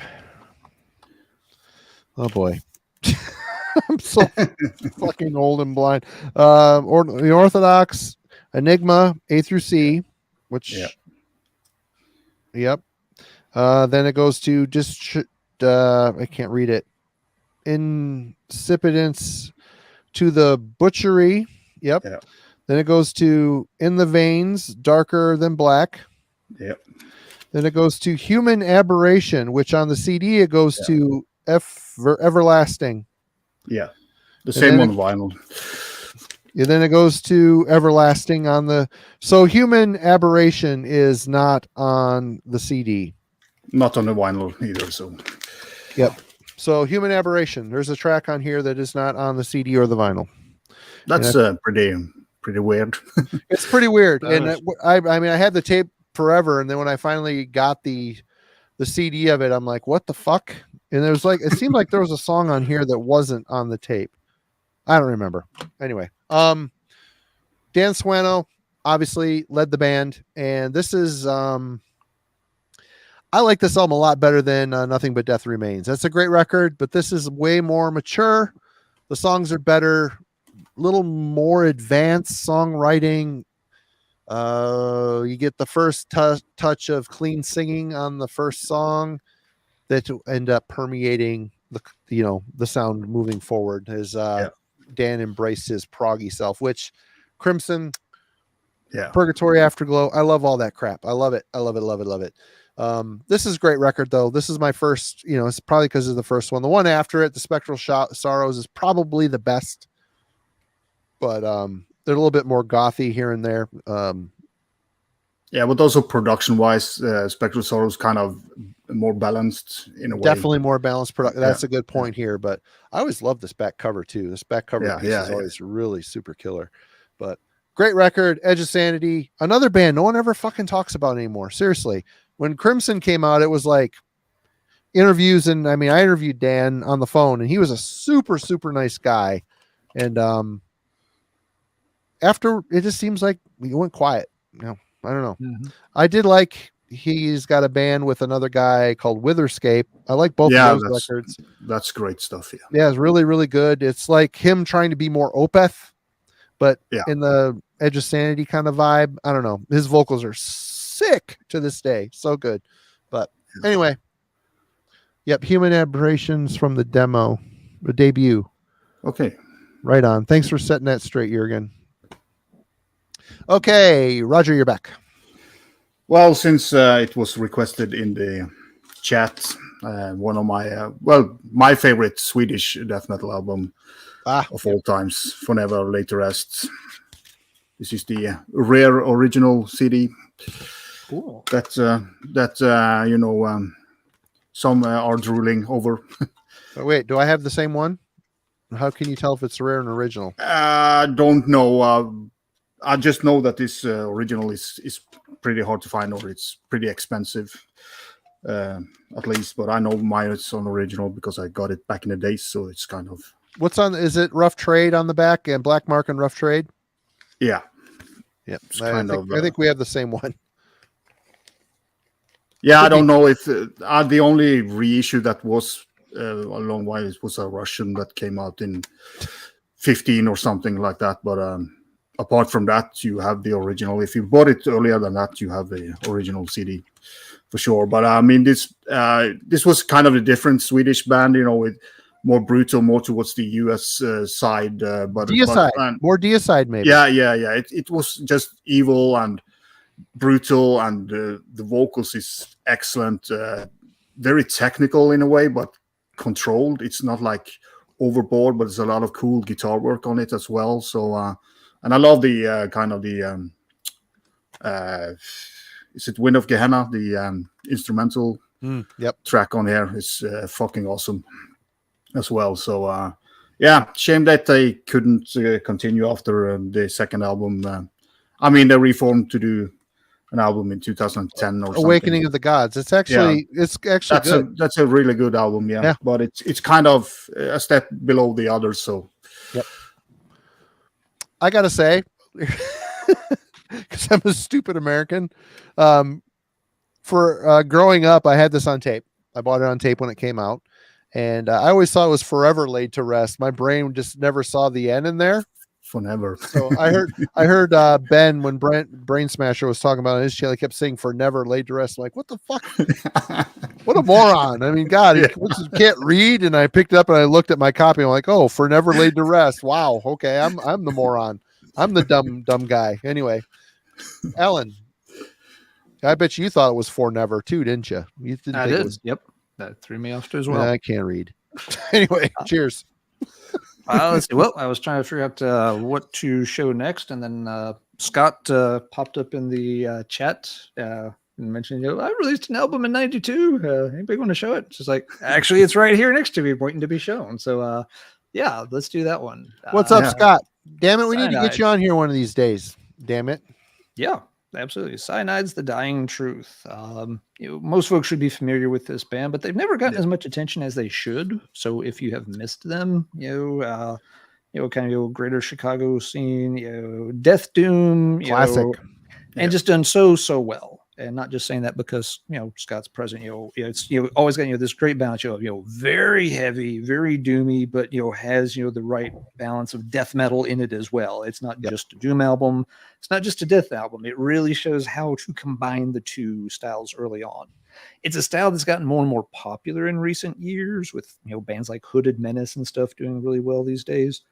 But here's Cyanide doing it 30 years ago and doing it arguably better than pretty much any band has since. Later Cyanide albums, they get maybe a little bit more towards the death metal side of the spectrum. I really love these early ones, like the first two, where they just have that really killer blend of the two styles. They're just heavy as fuck. There's and it's trying to think of the right way to describe it. Yeah, it's heavy, but it doesn't drag at any point either. It's not just beating you over the head, bludgeoning for no point. It's not just dragging along forever. It's not blasting. It really just has, a really great blend of those two styles in a way that pretty much a few other bands were tinkering with it at the time. They weren't the only ones, but, they were doing it really well and are still nailing it today. Crushing live band too. Yep. Crushing. Never gotten to see him live, but yes, Scott, we had you covered. You're right here in the stack. So glad we could mention Cyanide here in passing tonight. All right, Marty, I'll pass it over to you for your next one. All right, let's just keep going with Black Mark because this was a big deal for me too. Again, bought on tape. Camelot Music had Black Mark shit on cassette on the racks. Cemetery and Evil Shade of Grey. Yep. Cool. This is probably the title track on here is the best song they ever did, to be honest. Evil Shade of Grey. There's got that weird pick noise. You can hear like this pick noise going on. I don't know if he's like false harmonics while he's picking it. I don't know what the hell's going on here, but it's a great song. And imagine my surprise when Godless Beauty came out and it was more of a thrashy, weird. This band is another one of those bands. It's like Sentenced. The first 4 albums are all different from each other. They could not land on a style. Again, I would have liked an Evil Shade of Grey Part 2, although I did like Godless Beauty. I end up really liking that record. Weird cover, everything about it. I end up liking that record. But this here, I mean, it's great. None of the songs are as good as the title track, but it's a solid death metal record from Sweden. They were doing something a little bit more technical than Grave and a little more sophisticated, I would say. Good shit though. This is a great record. This is a classic. I don't know if this is still available on CD. Probably not. I know a lot. Simon's saying that it actually has not been reissued, it sounds like, or at least not for quite a while. There is, I mean, Probably Russian boots, but yeah, probably. Well, Russians' boots are gone since the war. I don't know if you all noticed. luckily, I you love go on that. eBay. There used to be like Russian Federation, not anymore, Yeah, but that's a good thing. Yep. Boss is dead, so I don't know what's going on with the Black Mark catalog, but there's a lot of shit in that catalog. Another one needs to be reissued is the first Flesh Crawl record. That thing is, I got that on tape. I'd love to have the CD of that, and there it is. Well, we're gonna jump into you then. Go for it, Roger. Well, yeah, it's this is the original, and bought it when it came out. Really, you have this slow doomy stuff, and then they kind of go at it. Really cool. Love the vocals as well. The only thing that I would change on this album is the snare drum. It's a little bit clunky, but a fantastic album. Also, but this also is an album that I think would have been more known if there was copies available. But they have reissued all the other stuff, but the two first albums is not been reissued. I mean, they have when it comes to Black Mark and stuff, that the Cian's album have been reissued on vinyl. So I don't know why. I do see some stuff getting reissued by Black Mark, but who does it or whatever, I don't know. But there's a lot of cool stuff on that label that should have been reissued, and I don't know why. But this is definitely one that should have been on vinyl. Agreed. Because it's a killer. I mean, the two first Flesh Crawl is my favorite albums, and I do have both original CDs, and happy with that. But some stuff should be on vinyl, and a very cool cover as well. So, Wilson, probably the reason for that is the fact that she probably doesn't want to deal with label shit. I mean, label shit is a pain in the, I'm going to put it out there, hot take. Label shit's a pain in the ass. It just is.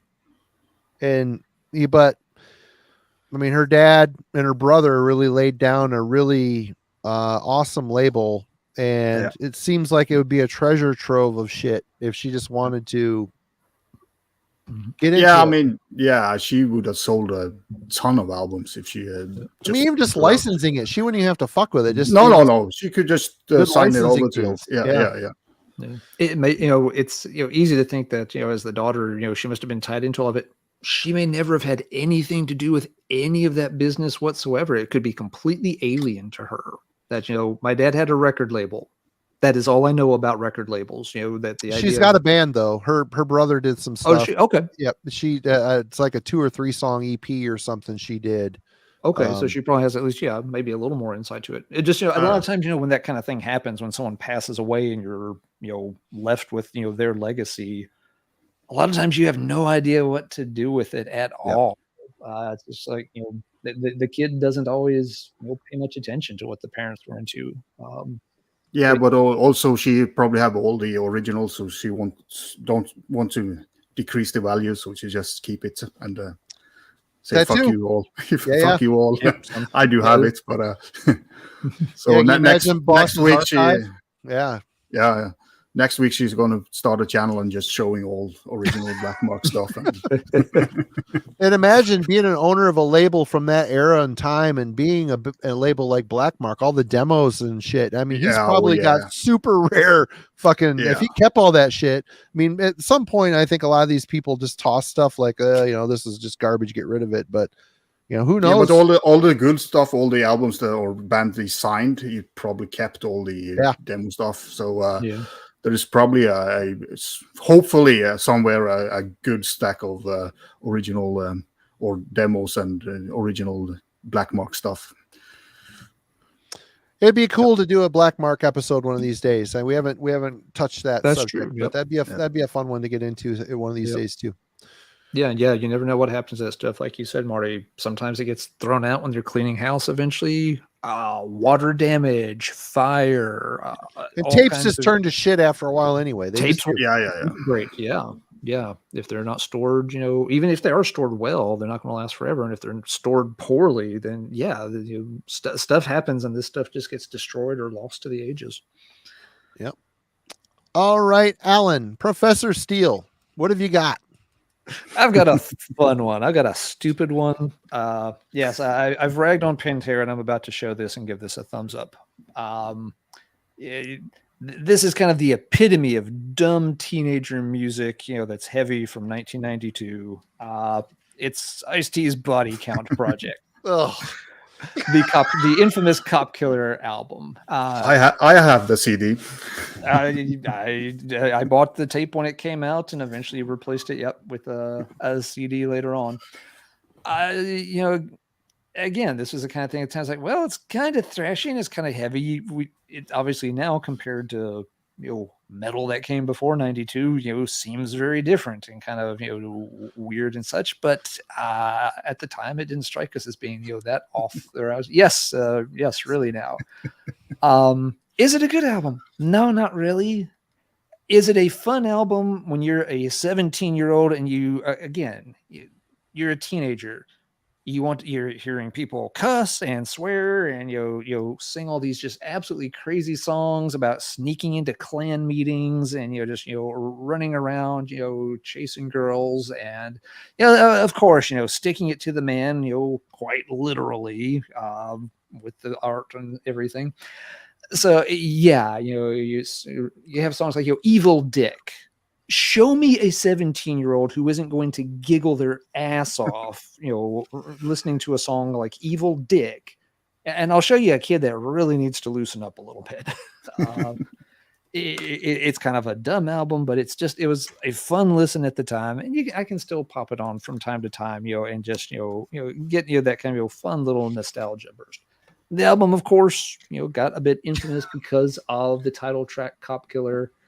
And it highlighted one of those things that you would hear sometimes with folks is that you have all these other songs on here which people could have taken lots of offense about, talking all kinds of crap about women and other things and such, and nobody cared anything about that.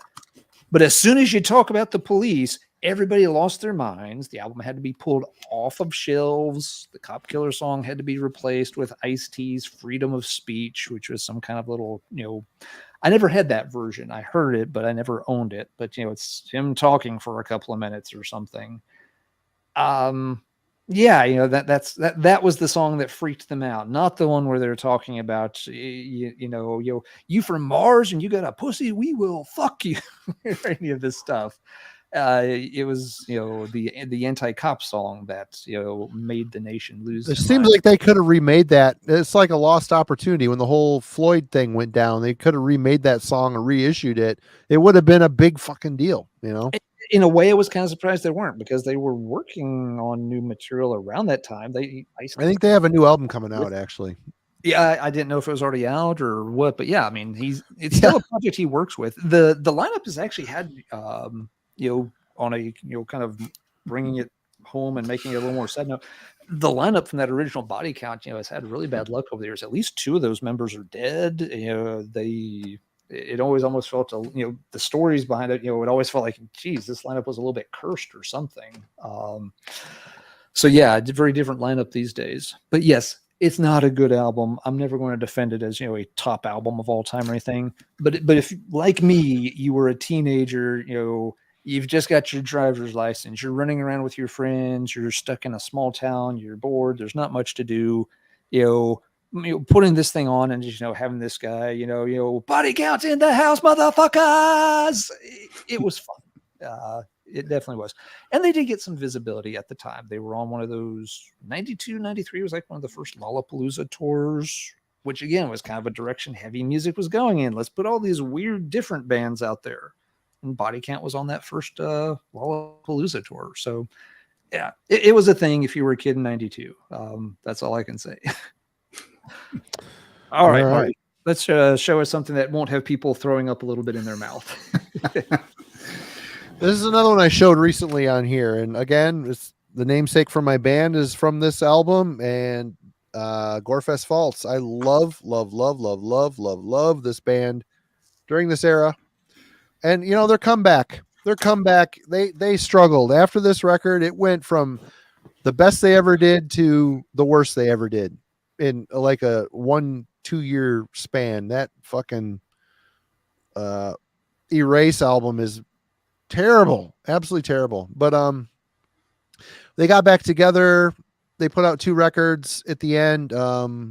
Rise to Ruin is their last one. It is just as good as this one. It's a great record. Really awesome. These guys are from the Netherlands, and they write really, at this point, it's straight up old school death metal, really riffy, simplistic riffage. Jan's vocals are brutal, but discernible. You could tell what he's saying.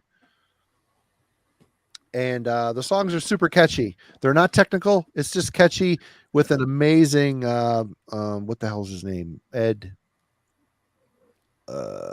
He ended up being in Hail of Bullets. I can't remember the guy's name, the drummer. Great drummer. And of course, the red font on the yellow background, you can't read it, even if you had good eyes, which I do not. This is a top 10 death metal record for me from the 90s. This thing is great. I love this record. So good, so savage, catchy, memorable, powerful, brutal, awesome. Love it. Yeah, really unique vocals. Yeah, let's go with some an EP, England again, Anathema, the Crestfallen. Yep, that's killer. I almost pulled that and didn't. No, just fantastic. I mean, first album, Serenades, and this one is just top-notch death doom awesomeness. And there was a good handful of English band that did this style very good for a couple of albums before they started to fuck it up, as a lot of other bands did. But that was kind of what happened in the middle of the 90s. Everybody should do something different. But this is just a killer release. It's funny how they started out so killer and they end up being like the Beatles. Yeah, it's kind of that was the guitarist who wanted to do something different. Which, I mean, some of that shit's great. I like some of their later albums, but man, it's never going to be as good as the old shit. Kind of boring, flat. I mean, yeah, just cozy music. Yeah, absolutely. Good pick. I didn't realize that was a 92 release either. And yeah, that is a good one. For me, if I want to hear that stuff nowadays, I always go for the My Dying Bride catalog. I rarely go back to the Anathema early albums for some reason, but still good. I just picked up Crestfallen on vinyl within the past month. But let's worth see, having on vinyl for sure. Mm-hmm. Yeah, that transitions. Yeah, I've got several Doom albums here. We need to touch on Doom a little bit more. When we look back, the Peaceful 3 sound was always kind of what we think about. That plus Cathedral from the early 90s.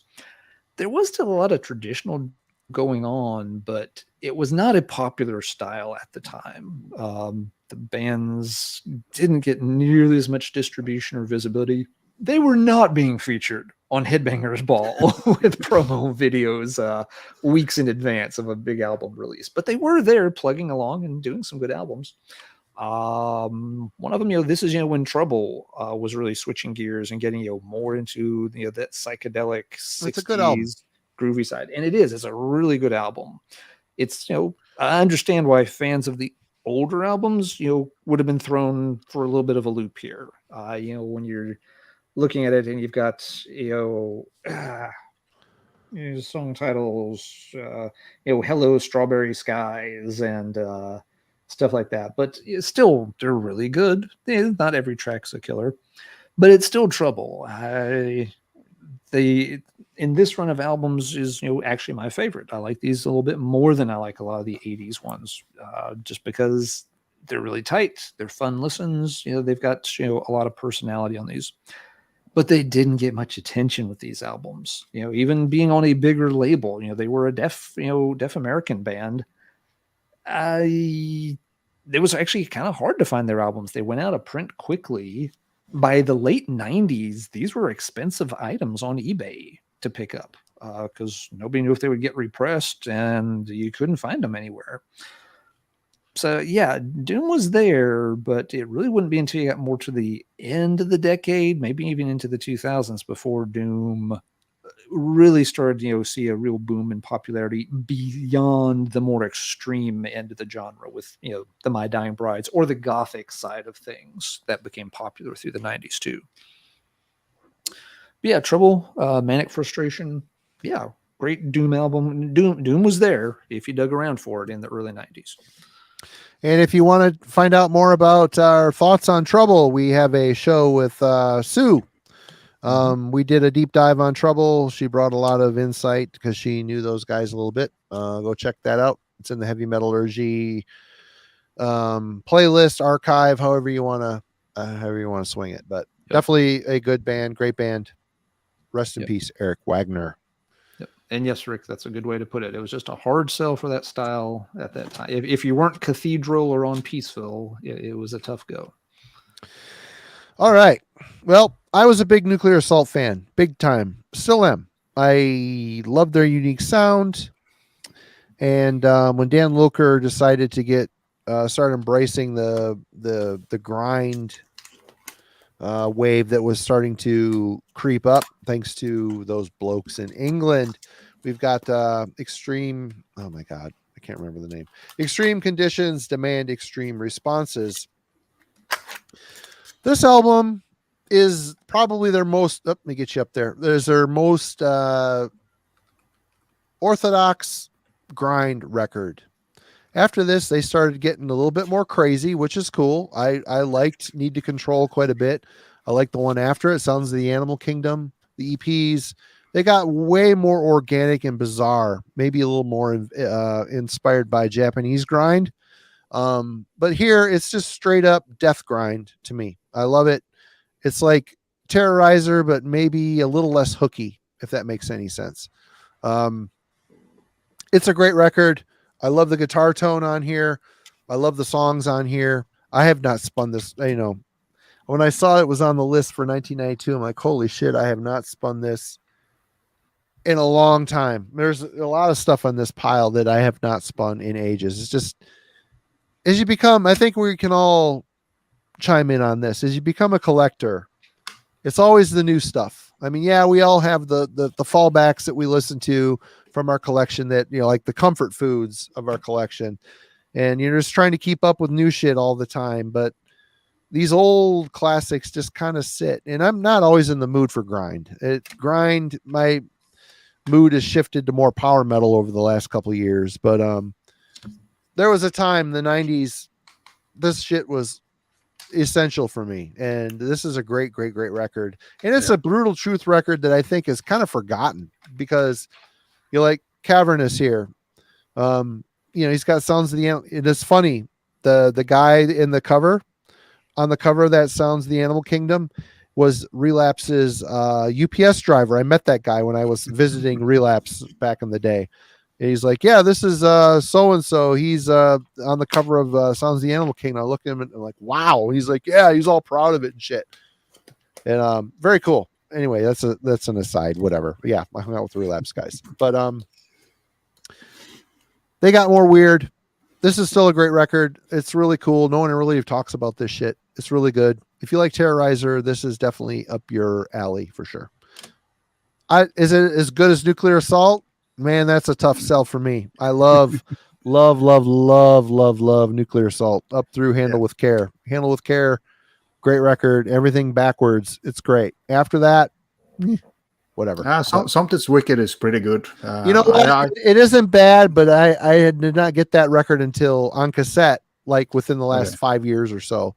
So I have no nostalgia for that. I didn't actually like it when it came out, but when I have revisited it, it's kind of a lot of good songs on it. But it was a big change in the way they wrote the riffs. But and their comeback, that Pounder EP, I have that too. That's pretty good. Yeah, that's a good one. Yeah, that's a good one. So stay a little bit in the grinding era. You have to have this one. Utopia. That's great. It's a good record. Cool cover. Yeah, I fucking love this album. And I'm not kind of a grind fan at all, but that Brutal Truth and this one, or Napalm Death in general, I just love the band. It's killer stuff, and kind of the energy of the vocalist here is kind of, he's really into what he's doing, and just a lot of they kind of managed to balance the death metal and the grind. It was kind of a death metal with a grind feel, maybe more than a grind death album, but yeah, killer stuff. And I Abstain is my favorite Napalm Death song ever. So and this release had a kind of a 7-inch nice. as well, and with some extra I tracks. think the artist for that was Mark Middleton. Is that his name? The dude from Deviated Instinct did that art, I'm assuming. I could be wrong. Doesn't say here who made the cover, but anyway, it's too much small writing. Yeah, I know. I've always had perfect vision. In the last 5 years, it has gone to shit. I've never even been to an eye exam. I need to go. It's bad. Yeah, you should. You should. Shit. I can't read shit. Oops, sorry, Alan. Okay, Alan, you are up. Okay, let's do another kind of underground doom classic from '92. Solitude Eternus brought us their second album, Beyond the Crimson Horizon. Again, we've done a show with Tom from Sin Arcadia Productions doing a deep dive on Solitude Eternus. Go check that out in the archive. Absolutely. Yep. Worked through, great band, always underappreciated in their day, as many great bands are. This was their second album. Got very little fanfare at the time, even though it was a road racer tied into all that. Just couldn't break through and see the light of day at all. For me, this album always lives in the shadow of the debut. The debut is so incredible that this one, while it's not bad, it just can't live up to what came before it. After this, they shift styles a little bit, and I really like what they did on the third album also. So this is always that kind of awkward in between album. It's closer to the first one, the debut, in terms of style. I don't know if it was a case of where, it's that old adage of you've got forever to write the first album, and then you've got a few months to write the second one. So maybe it was that. But there are a lot of people that love this one and actually rank it maybe even higher than the first. But yeah, classic look, Robert Lowe, sounding, just perfect, for this kind of melancholy, epic doom metal.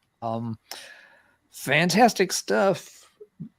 You just couldn't find anything by this band back then. It was hard even to find it on mail order catalogs. I remember I eventually found. I had heard about the band in some zines. I could tell from the description it was right up my alley. Kept looking around. I found the third album when it came out. I found it in a specialty store that they catered to heavy music in Ohio when the third one came out through the Darkest Hour. But I never could find the first two. I finally found the first one in a used bin in my little college town. And I was literally almost jumping up and down there in the record store. It's like, I can't believe they've got it. I can't believe they've got it. And just standing there, he, like a big music nerd. This one still took a long time after that to find. I want to say I got this in a CD trade with somebody from Mexico in the late 90s.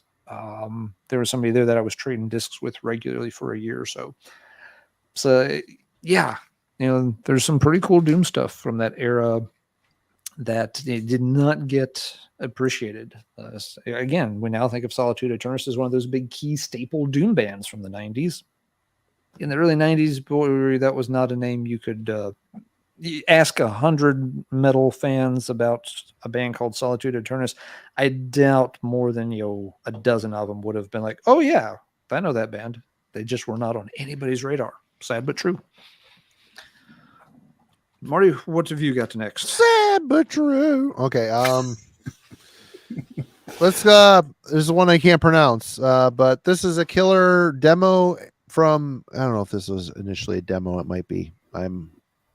At this point, the White Claws are starting to claim my remaining 3 brain cells, but Catatonia, Jehovah Elohim Meth, the revival, Vic Records, which is still a thing after all these years. They went from this cool Black Doom vibe to Cure-inspired dark rock. Look at those guys, Lord Seth and Blackheim. I mean, come on, old corpse painted out. But this is really great. They really did display the vibe and this really melancholic, creepy vibe. I love this shit. I love this Dance to December Souls and For Funerals to Come and Brave Murder Day. All those are classic. And even when the vocals changed a little bit, Discouraged Ones, I like them up and through Last Fair Deal Gone Down. They changed, but still it's got that mopey vibe to it. But this is just really cool Black and Doom type style. And always thought this was a classic. Don't really see this on YouTube very much. I don't know if I've ever seen anybody show this, to be honest. But slimline case from back in the day. I bought this at Metal Mom's 4th Death Fest in Michigan. I don't remember what the distributor was that had it, but it was right around the time this came out. Very cool. Love this early era of Catatonia quite a bit, actually. Awesome stuff. Yeah, really, really. Yeah, I have that too as well, but I didn't think of that. So good that you pulled it out. All right. Roger's going to talk, and I'm going to go pee. I'll be back. Yeah. Let's show some weird metal then. Dark Millennium from Germany. It's a... That cover rules. Holy crap. Yeah. Ashore the Celestial Burden. This is a reissue vinyl. Pie Face over at England got me the original CD not long ago, so I do have it on a original CD as well. But it's a album that it's kind of progressive, or for that time very progressive. It's not a deep death vocals. It's death vocals, but not deep. It's there's a lot of really a mishmash of styles, but they do it very well without kind of losing tracks. So it's kind of an early progressive death metal album, I would say. Really dig. They are still active, and last year they released an absolutely banger of an album called Acid River. So if you haven't heard this band and want something different, because in '92 this was different for any death metal band, I think. They have kind of got more progressive throughout the years, but really cool album. Neat, yeah. A name I've heard but never checked out. So cool. I think that's kind of been a little bit hard to get hold of the old stuff as well, but now it's reissued, so hopefully people can pick it up or check it out, because they have a lot of good albums in their rooster. But yeah. Yeah, no, that's always one of the good things with reissues. Sometimes people, complain or get a little uptight about reissue stuff, but yeah, if it helps make it more available to folks, and especially at a reasonable price, that's not a bad thing whatsoever. No. All right. No, I'm totally for reissues, because you should have it on physical format or be able to buy it on physical formats if you want it for a normal price, and not pay hundreds of dollars for a old copy. Yeah. Let's be honest, even normal prices nowadays are stupid. Yeah, I was about to say that's the only time I get a little peeved with reissues is when the reissue all of a sudden it's like brand new, just put out. It's like for another $10 I could just get the original. Yeah. What is this? Is this really helping any now? I don't know. That's where it does bug me. But yeah, if they're reasonably priced reissues, that's fantastic. All right, let's see. I'll step away from the Doom pile for a moment here. This one came out in '92, got some fanfare. The band had been around for a while, but this was kind of a change in direction for them. Corrosion of Conformity's Blind, 92 release. Some folks don't like this direction. I do. Now, this is before. This is a weird in-between album. Obviously, they had their roots more in in hardcore punk and such. And after this, they would pretty quickly start to get more into that kind of fuzzy southern metal, almost related to some of the stoner or doom stuff. This album kind of sits in between the two styles. It's a little more straight. It's more metallic than stuff they had done before. But yeah, it doesn't lean into that big fuzzy guitar or bass tone yet either. I like most eras of this band. Not every album is good, but it's one that, in general, I'm probably going to like more than not. This one, let's see. Again, this was another one that got a push on Headbangers Ball for which song was it? Vote with a Bullet, or was it one of the? No, it was Dance of the Dead first. Oh, was it? Okay. Yeah, and then I think Bullet maybe got a video after. Yep. Yeah, had picked up a little. It did. I remember seeing the video for that one. Yep. So yeah, I get why at the time, for me and my friends, in high school, this was our introduction to the band. We didn't know they were this old 80s hardcore outfit. It was just like, oh cool, it's a band from the next state over. So already we're rooting for the home team sort of. But also it was just like, okay, this is what they sound like. We didn't realize they had this history of being in the punk hardcore scene, and of course nobody knew that by the next album, which wouldn't come out for a couple of years, that they would change styles all over again. But yeah, I always kind of liked this one. It's not a perfect album. There are some songs I like a lot more than others, but yeah, one that I still will keep around on the shelf and take out from time to time, and a respin Corrosion of Conformity is Blind. But yeah, if it's not the album for someone, I get why, because it is kind of a transition in their catalog, and some folks are going to like the early stuff more. Some folks are going to like the later stuff more. Sometimes the transitional album doesn't necessarily satisfy either camp, but I can dig it. All right. When this album came out, I was, for a minute, a little disappointed, not because it was bad, because it was basically a carbon copy of the album before it. And as the years have gone on, it has revealed its greatness to me. But I'm talking about The Fourth Crusade by Bolt Thrower. A lot of people would call this their favorite. Mine is endlessly, forever, and will be For Victory. That For Victory is riff after riff, perfect riff album. Every single riff on that record, perfection. And it's right up there too. It's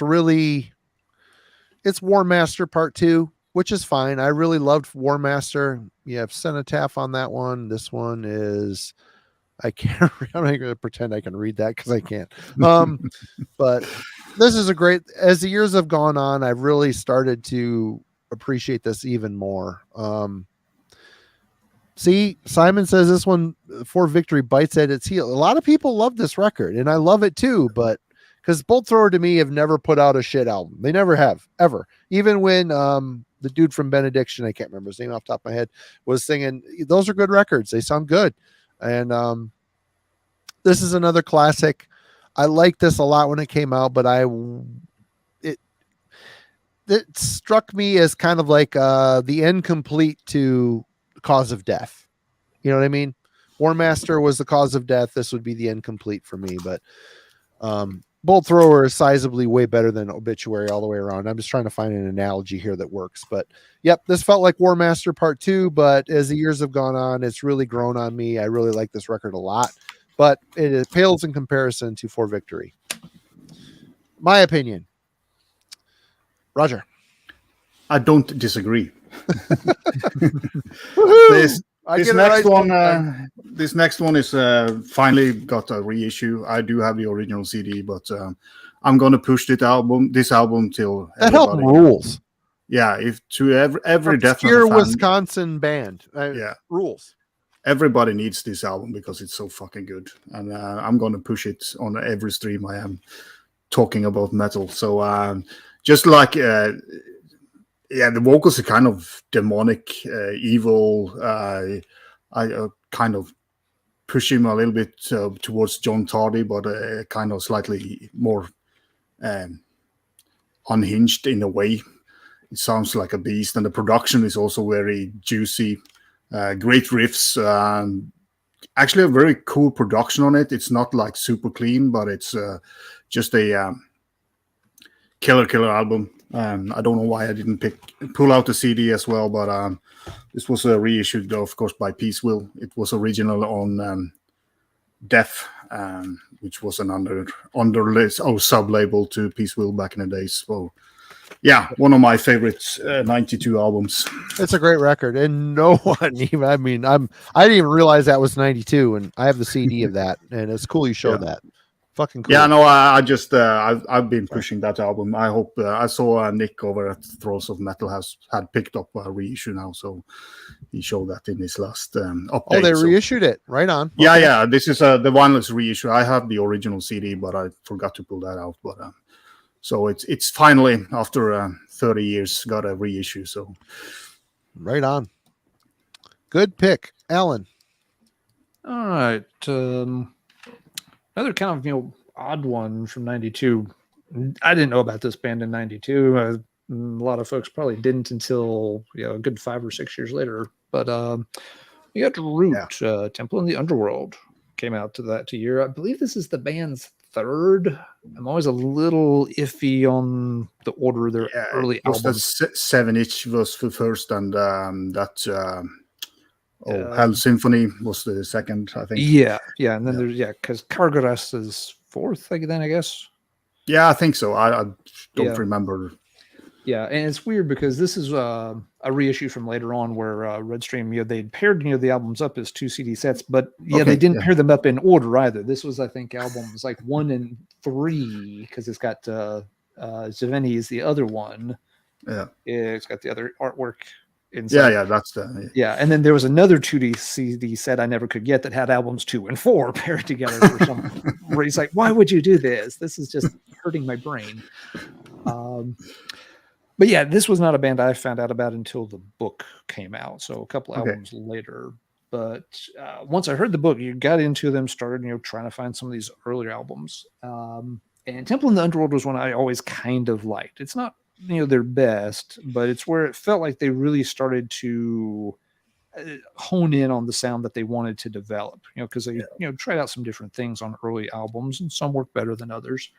But with Temple of the Underworld, there was more clean singing, but still that very kind of unique baritone voice going on. They were slowing things down a little bit more. They were letting the songs build out, so get a little more atmosphere in them. They weren't pushing them as fast or anything.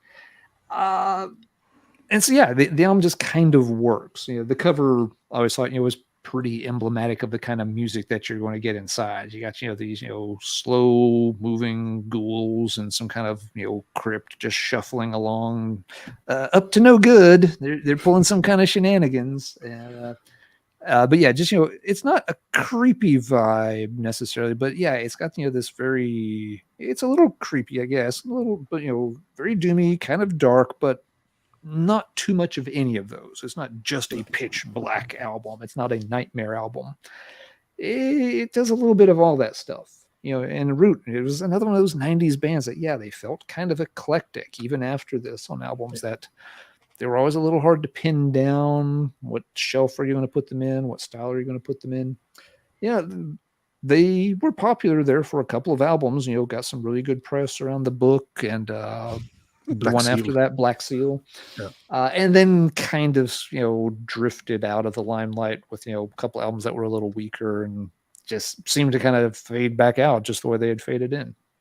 But I'd kind of forgotten about this. Haven't played this in ages. But Temple of the Underworld by Root, one of those cool obscure things from 1992 that we would all learn to appreciate later on. Yeah. Oh yeah. There's some really killer songs on it as well, but it's very uneven. They kind of experiment a little bit. I got into them with the album for the Hell Symphony album and got that, but that was kind of more of a satanical worship with all the different name of Satan and weird stuff, but a very cool album. But this was kind of where they started to kind of write proper music in a way. So they do have a couple of songs that are really good, and then they have some that are kind of leftovers that I have just put in to fill up the album in a way. Yep. Yeah. The way you described it as uneven, that's a very fair, very fair description of the album. Not perfect at all. All right. Well, let's keep it weird.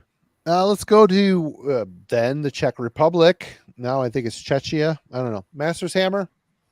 with the Fleminus Occultist. This is 93, but Metal Archives, it's called Gelminici Occulta on the archives, which is obviously the European issue.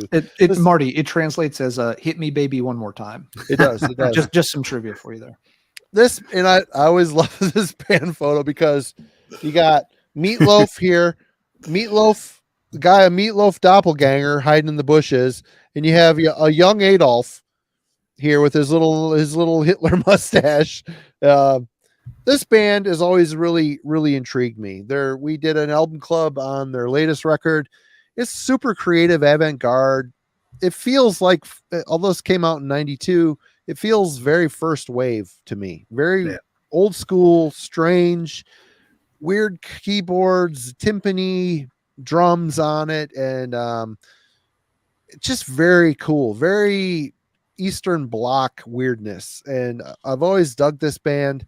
I don't have all the records, but I have a handful of them, and they're all exceptional and very avant-garde. And it always set them apart.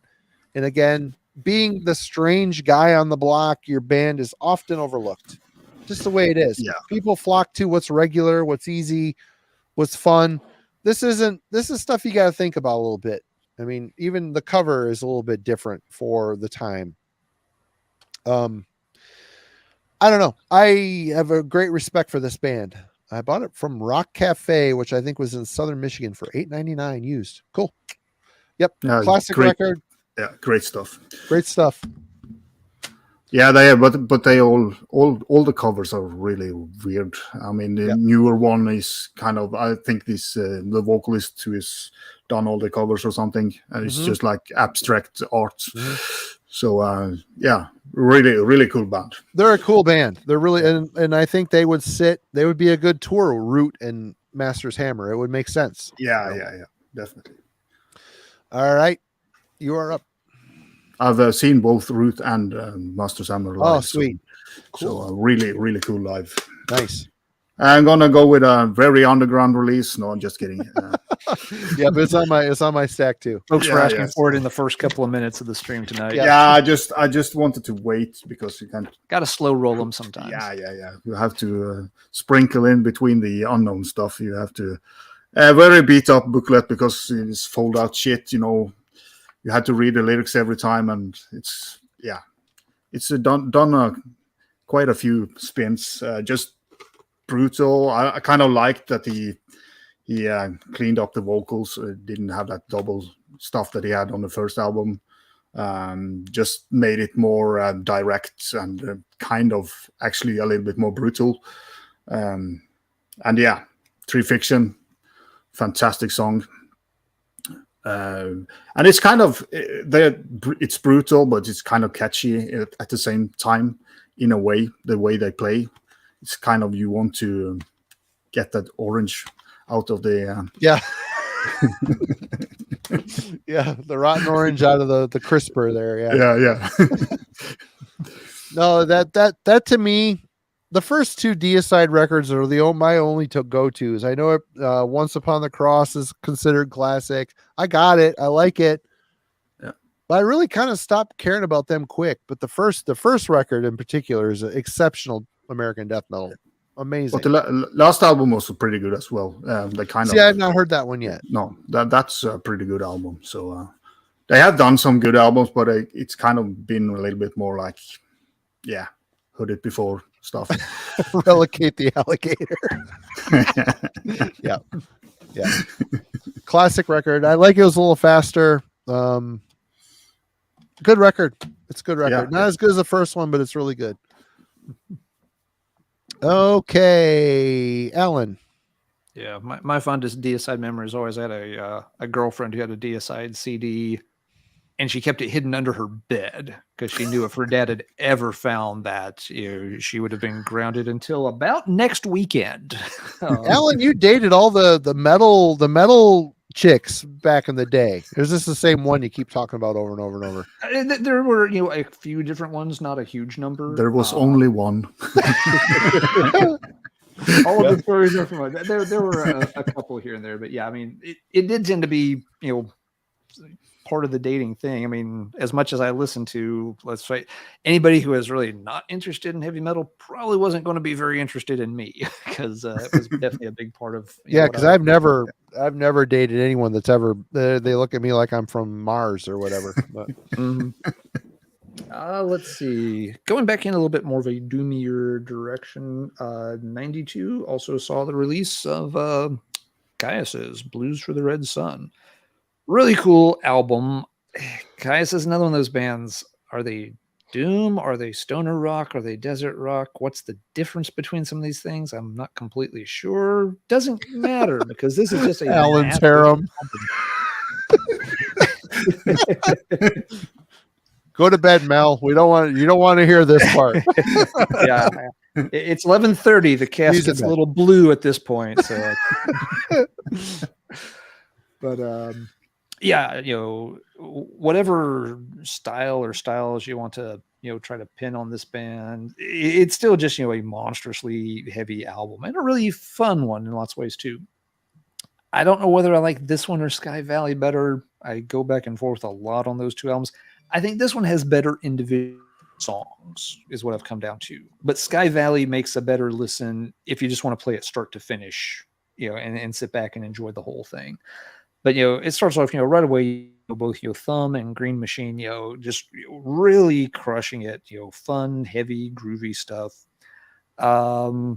This one, I didn't get it in 92, probably was a year or two later before I came across Caius, but really liked what they were doing right off the bat. And it's funny, they didn't have a long career. There's 4 albums total, and the first album's kind of different. And then the fourth one, Circus Leaves Town. It's not bad, but it does. I mean, you can tell they were kind of done with the project. It's there's some good songs, but it's also maybe padded out a bit. But these two in between, very good stuff. But again, not necessarily fully appreciated at its time. Folks, I don't know if we're quite ready to dive into the whole, stoner thing. Nowadays, it's, just, a common genre. It's, again, sort of quote unquote mainstream in heavy music. This was weird for 92. This was not something that was easy to wrap your head around at the time. But a fantastic album. All right. Let's go back to the same area as Sadist. Let's go with Autopsy's Acts of the Unspeakable. Yeah.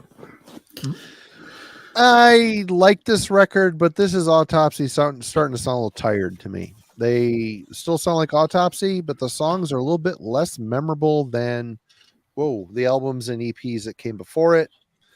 And of course, after this was the album Shit Fun, which had a person eating a turd on the front of it. Had to pay a lot of money for that CD back in the day. Had to get it from Europe, but solid. It's Autopsy. They sound great, and it sounds like Autopsy. I just think the songs are a little less memorable on this one, but I still spun the crap out of it when it came out because it was Autopsy. I did not like what they did with the logo on here. I thought it was kind of a lame logo considering the way it was. Minor beef, censored cover. Yeah, Autopsy. Can rarely go wrong with this band. No, it's in general they are great, but I kind of following up Mental Funeral and stuff like that. Could it Where be do you done? go? Where do you go from there? Yeah, so it's kind of difficult. I think a lot of bands have had that problem, kind of what can we do now, because that album had everything and you have to kind of do something a little bit different.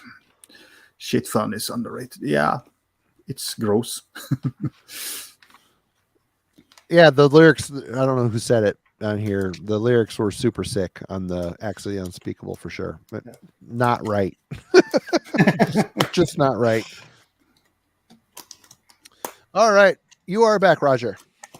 Yeah. Well, let's go with this one. Oh, shit. No shit. That's a great record. Prodigal Son Afflicted. Fantastic band photo. Yeah. And it kind of explains that they are doing something different. Very. They still sound Swedish, but the song structure and the riff, which is kind of, I don't know, slightly progressive in a way, but it's weird sometimes. And yeah, just a cool album. I was really hooked on this album. This is a reissue, this year. So finally got it on vinyl. Nice. So yeah, really cool album. I think a lot of people know about this, but maybe haven't heard it because it's not an unknown album. It's just kind of been maybe out of print and hard to come by. But it's one that people need to check out if they want something that sounds a little bit different. It's kind of in the same way with Dark Millennium, that they have that weirdness over them. Their progression is cool too. Before they were afflicted convulsion, I believe it was, and it was a little more Swedish, more Swede death based, and that is Swedish death metal as well. But like Roger said, very, very progressive and weird. It's just weird. Yeah. It's very cool. Yep. And Dennis, Ivory Tower, great song. Absolutely. Yeah. That's a killer track. Yeah, they look like jellyfish, but sound like trippy death. Exactly. All right. Yeah, good pick. Absolutely. Alan. All right. Marty, I know you have a major gripe with this next album, but it's interesting because we've talked a little bit about the movement this band was part of, and this is kind of a transitional album for them, which, as we've talked about, 92 was a year of a lot of transitions. It's Paradise is Lost with drums on that record suck, man. The drums on this album are not going to win any awards. You're absolutely right. Band is only as good as its drummer. That's an old adage. It's true. It's true. People, of course, always talk about Gothic. That's kind of the standard bearer for same drummer. Yep. For for the Peaceful Three sound of the early 90s. Yeah, but like Roger was pointing out earlier, these bands kind of quickly drifted into other directions pretty fast. My Dying Bride, you went, As the Flower Withers, and then you've got Turn Loose the Swans, where they're already changing the vocals a bit, and then it's on to Angel in the Dark River, and pretty soon after that you got Butterflies on the cover. Anathema, you've got Crestfallen and Serenades, but yeah, you go through Silent Enigma and stuff, and before you know it, you're at Eternity, which has this big, pretty Pink Floyd kind of sound to it. Paradise Lost, you have Gothic, you have the debut, and then you have Gothic, and then you get this, which is its own beast, and after this, they're off in a completely different headspace as well. Despite the drum sound on this, I've always kind of liked this album.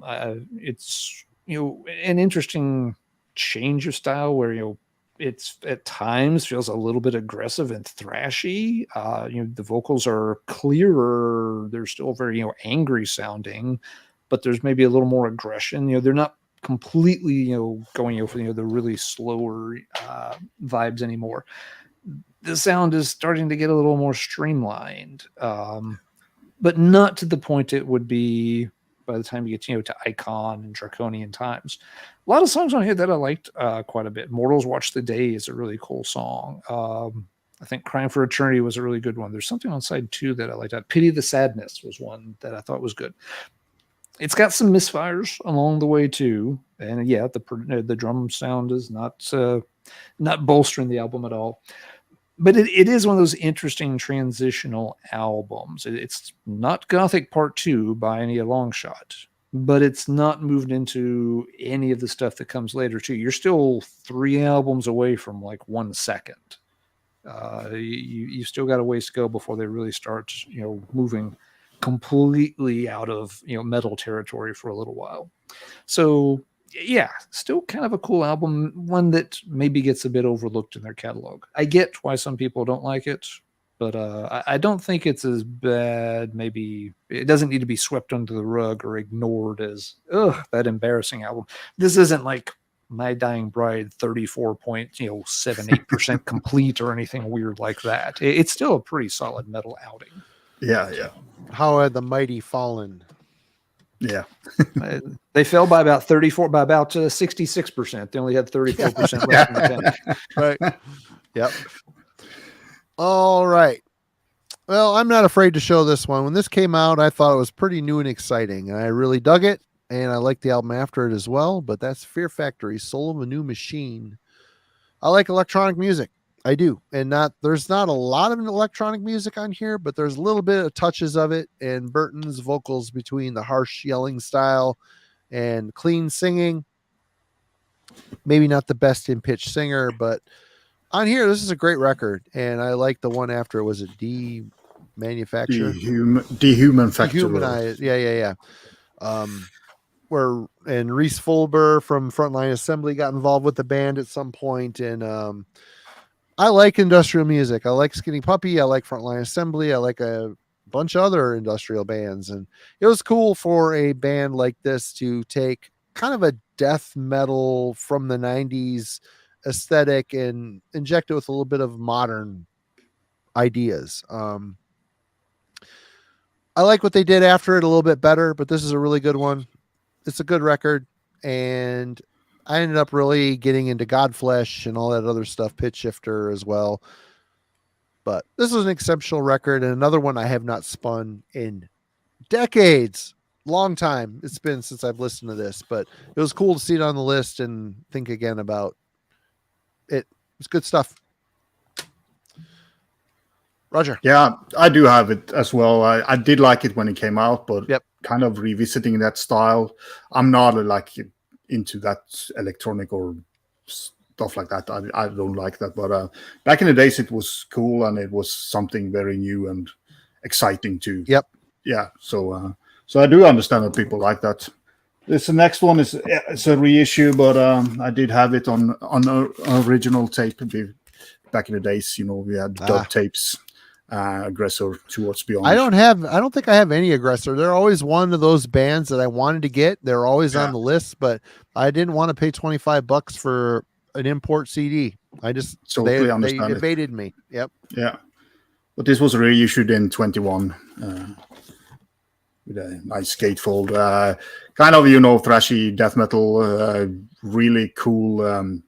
I mean, the French scene had not many bands, but Massacre and Aggressor, was kind of the same style. Also, early Load Blast, Merciless was kind of the sound of that small French scene, I would say. But a killer album. I really like Aggressor. So, yeah, I don't think a lot of people listen much to this band or have it, because I don't think French metal is the most selling point back in the days when you saw Merciless. Merciless. Yes, Merciless and Low Blast and Massacre, but apart from that, it was not much going on. Good pick, and Alan is next. All right. This one I may have just counted as a demo at the time. It's usually now thought of as an EP. Whichever way you want to classify it, it's possibly my favorite death metal release, period. It is Armored Angels' Stigmartyr. Only 4 songs on here. The band really didn't get a full album out until the very end of their career, around 99. They had done a few demos before this that were pretty good. They had, definitely were playing sort of, a darker thrash death metal hybrid a little bit. A lot of people will compare the stuff before this to like Destruction, classic early Destruction, which, hey, that's a good thing to be compared to.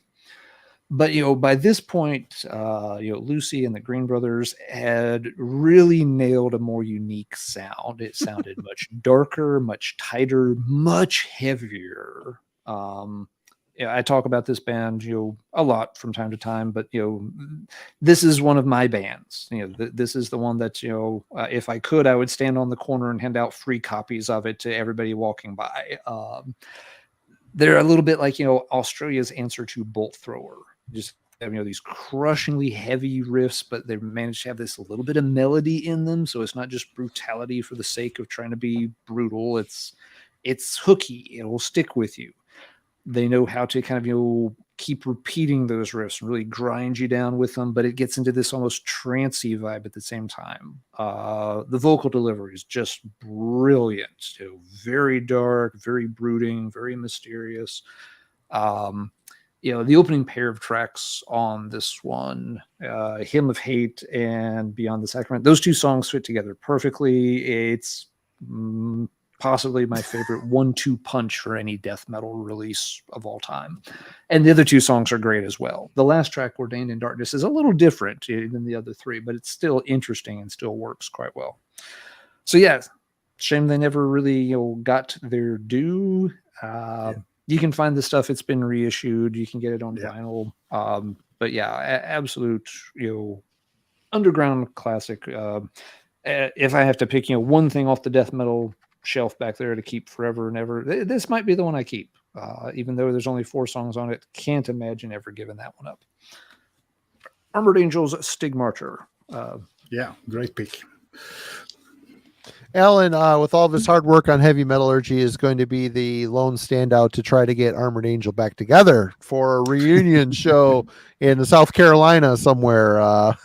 Maybe his backyard, his subdivision.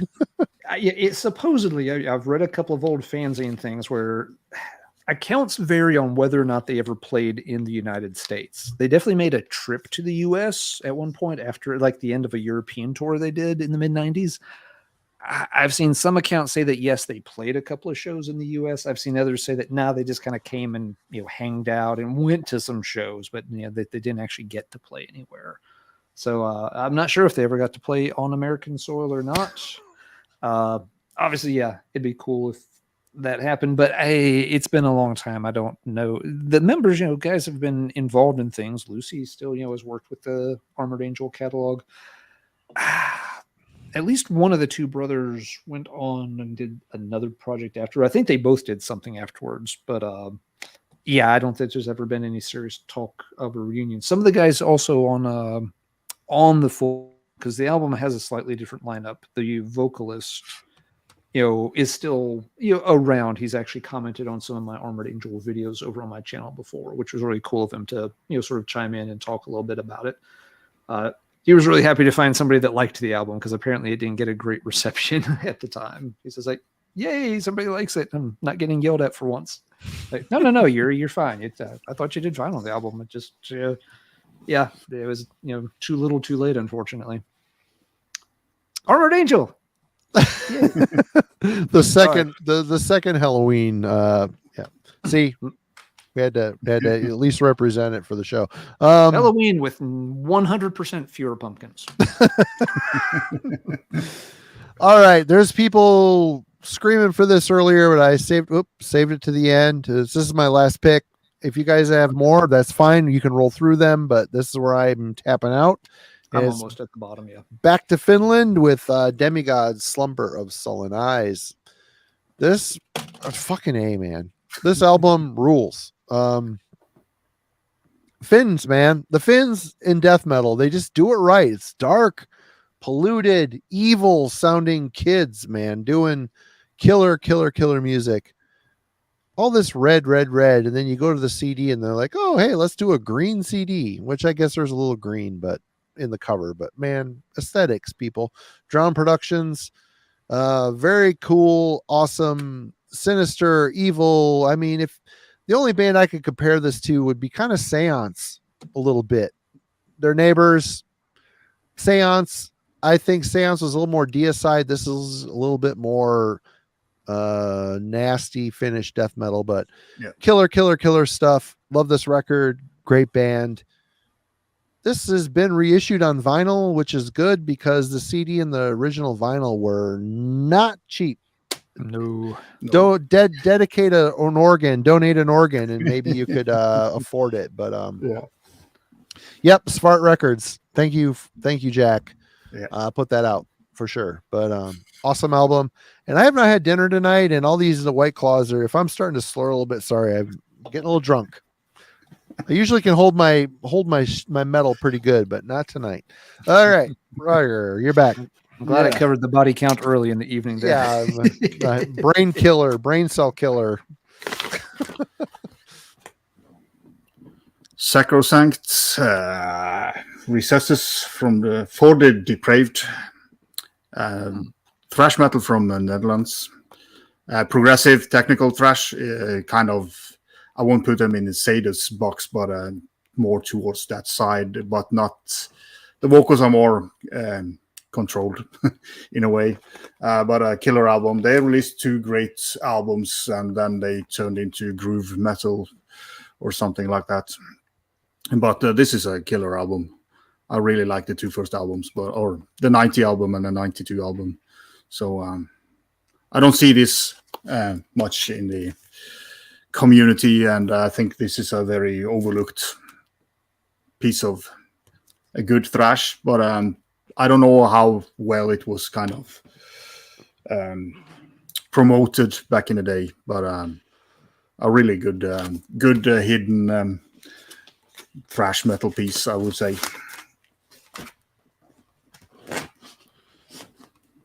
All right. Alan, I actually have one more. Okay. The chat pointing me in a direction. Anyway, go ahead. Okay. Yeah, I've just got a couple more here too.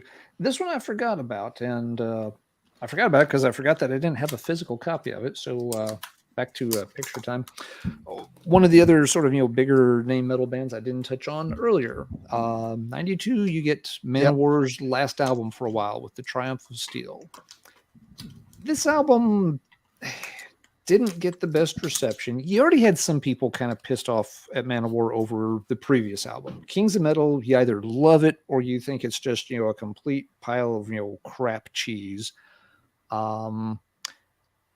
Regardless, this album, it looks a lot like Kings of Metal, so I don't know if a lot of people gave it a fair chance at first anyway. And as we've talked about, by 92, this more traditional style of metal was sort of on its way out. Manowar were on their way out too. You have, Scott, I think was having issues by this point with health stuff.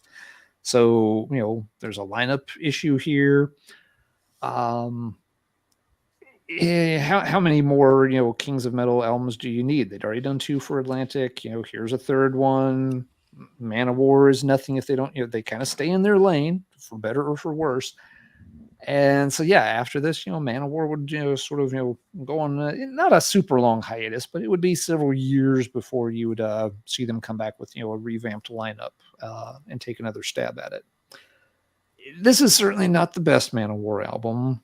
It's also not the worst Manowar album. Wasn't that Jason Hook's favorite? I can't remember. By the way, everybody, we did a deep dive on Manowar with Jason Hook from Let's Get Into It with Jason Hook. Just so you know, go check the archives. It was a really fun one with him. I can't remember his opinion on this one. Actually, I think he may have had this one. He either had it ranked very, very high or very, very low. I don't remember which. But one of the goofy things with this, and it may have been urban legend. Again, you didn't have easy ways to fact check these things in the early 90s. But I remember one of the stories around this album was that Atlantic obviously again wanted them to write something. Is there something you can do that we can market a little bit more? Hey, what if we got you guys on the Headbangers Ball with Ricky and maybe you could be on an episode with Poison or Axl Rose or someone. Kind of like, could you do something a little more commercial for us, please? It was his least favorite, apparently, according to Alex V85. Okay. Anyway. I was thinking maybe. How can you guys remember that shit? It's crazy. Because they're awesome. That's cheers to you. Cheers. But the label was kind of poking the band maybe to try to do something that was going to be a little more commercially viable.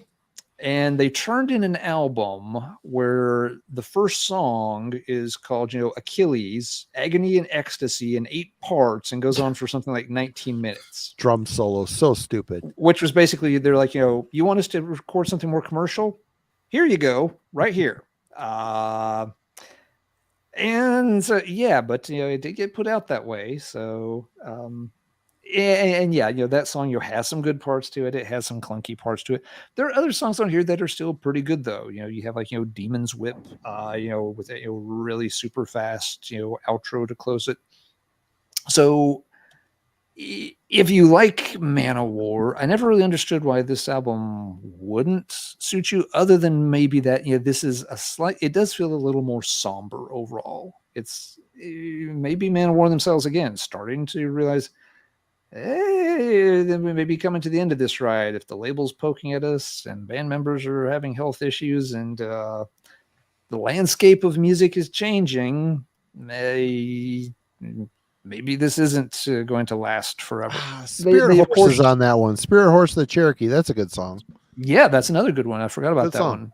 Yeah, so there are good tunes on here for sure. It's not a clunker of an album. It's maybe a little uneven, but it's still okay. It deserves a little more credit than it gets. I get it. If you love Kings of Metal, that's a big feel-good party time kind of album.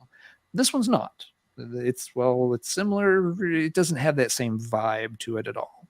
And of course, we're miles away from some of the earlier albums, which a lot of fans gravitate towards, and that's fine. They're great. I'll take this over just about any album they've done since this one, for whatever that's worth. I think this one still stands just fine alongside everything they did up to this point. I don't think it's like, oh, and then they did that Triumph album and it was a disaster. It's like, no, this can still be part of that, run of albums that deserve a lot of praise. So yeah, Triumph of Steel, if that, had been their last note, they still went out on a pretty decent note until they came back and things got pretty uneven from there on out. Tip Fam coming up with all the killer shit that we missed. You know what? I'll take Manowar over Danzig any day, straight up. And that record isn't bad. Spirit Horse, come on. Mm-hmm. What a great song. Great song. Demon's Whips, great song. Yep. Parts of Achilles are great, but the drum solos and shit are stupid. I don't know. Yeah. Let's see what else is on here. Pulling it up now. We got Metal Achilles, Warriors is good Metal for Warriors. what it is. Metal Warriors, it's just another good chanty song. Same with Master of the Wind, the closer. That's a really good, big sing along. That's the kind of thing you close out, stadiums in Greece when you're playing live and you got 60,000 people packed in there to see you going crazy. So yeah, there's good stuff on there. You put the extra oil on when you go to do that one. You put the little extra oil and make sure there's no wimps and posers out there. Tell them to leave the hall if there are. Leave the Pantheon. All right, Marty. What did the chat inspire you to pull up? I didn't realize this is 92, but man, this album rules. And this band lost their way shortly after this record, but we've got Disgrace, Grey Misery. God, this record rules. I'm a big early Carcass fan, and this is some Finnish boys that decided to wrap their Finnish evil death metal around the Carcass aesthetic. And it's big time Carcass worship, but this record rules. It's so good. So good. And it's so from the era. I mean, look at early 90s. You got this weird cover that makes no fucking sense. But yeah, I don't know what to say. Carcass worship from Finland. If you put a little bit of that evil Finnish riffage in the Carcass aesthetic, that's this band. That's this record early on. After this, they started to get a little bit more alternative rocky bullshit. Yeah. Yeah. Great though. Good stuff. They turn into crap. Oh, Deceased 13 Frightened Souls, another classic from the era. Yeah, I completely forgot about that one. Cheers to King. Friend of the show, great dude. Getting ready to go on tour with Bulldozer again in the US. Big tour. Going into Mexico too. Cool. But all right, Roger. This one needs to be there. Sentenced with their what's the title of this again? Shadow of the Past, Shadow of course. Past, yep. Yeah. Great stuff. I mean, I love the first 3 albums by Sentenced. I mean, Amok as well, but the first 2 was brilliant. Amok. It's so sick. I love it. It's so different. Yeah. So I good. hated that album when it came because there was again a big change. Too big. Yeah. I love Fields of the Nephilim. That's what Jarvo was going for. Okay, yeah. But it was really cool, and I also read the book about Sentence, the kind of band biography. Oh, there's a book. Really, yeah. It has a lot of interviews with the members, and really cool to see why they changed and how the another band. First 4 albums are completely different. Could be a different band every time.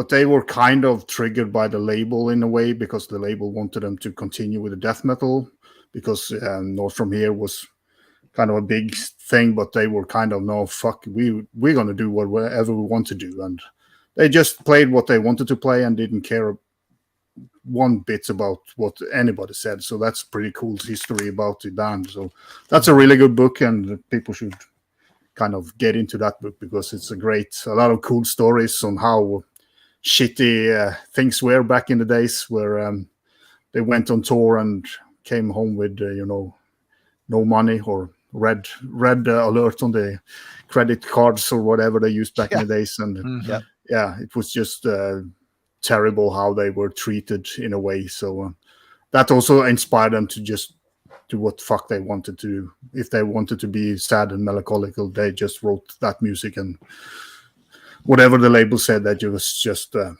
effing off. Yep. Absolutely cool. Yep. Yeah, so many of those Finnish bands went through that, similar, progressions really fast, where they got into death metal, made something really cool, and 2 to 3 years later, they're out of it, or rapidly moving away from it. So yeah, it's a funny pattern to all that cool Finnish stuff. That's true, Rick. There is a Def Leppard Adrenalize record that came out in '92. That is true, and it might be an Alan Stack. It's not. He had a girlfriend, by the way. I don't know if it's the same one that liked Deicide, but she also liked Def Leppard quite a bit. I remember hearing about that one too. Yeah, no, I don't have the Adrenalize one. It's I actually own that one. I actually have that one on CD. Yeah. Okay, me yes, too. I don't want to hear anything else about my body count CD.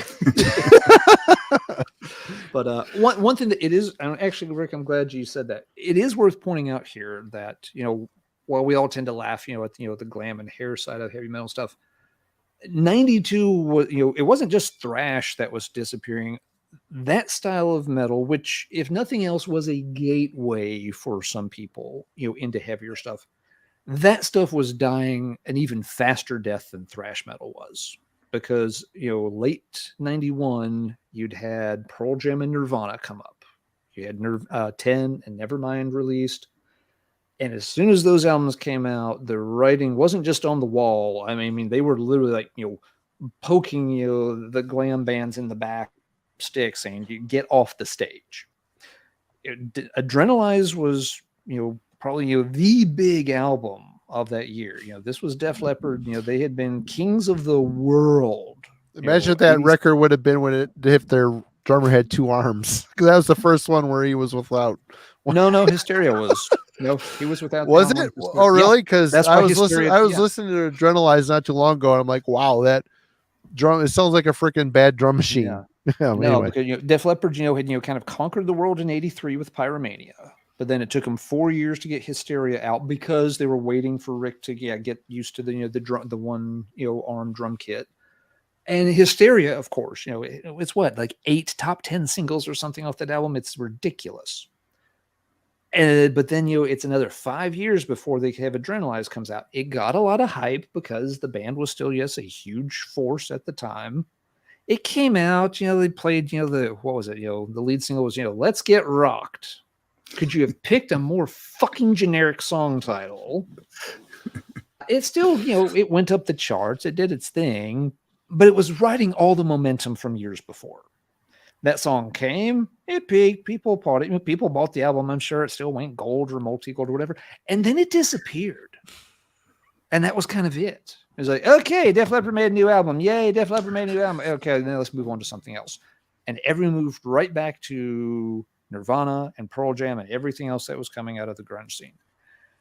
It was, and really after that point, you couldn't get a glam album to sell to save your lives, and every band learned that the hard way as they started, as some of these bands like Poison and Skid Row started trying to put out albums like in 93 and 94.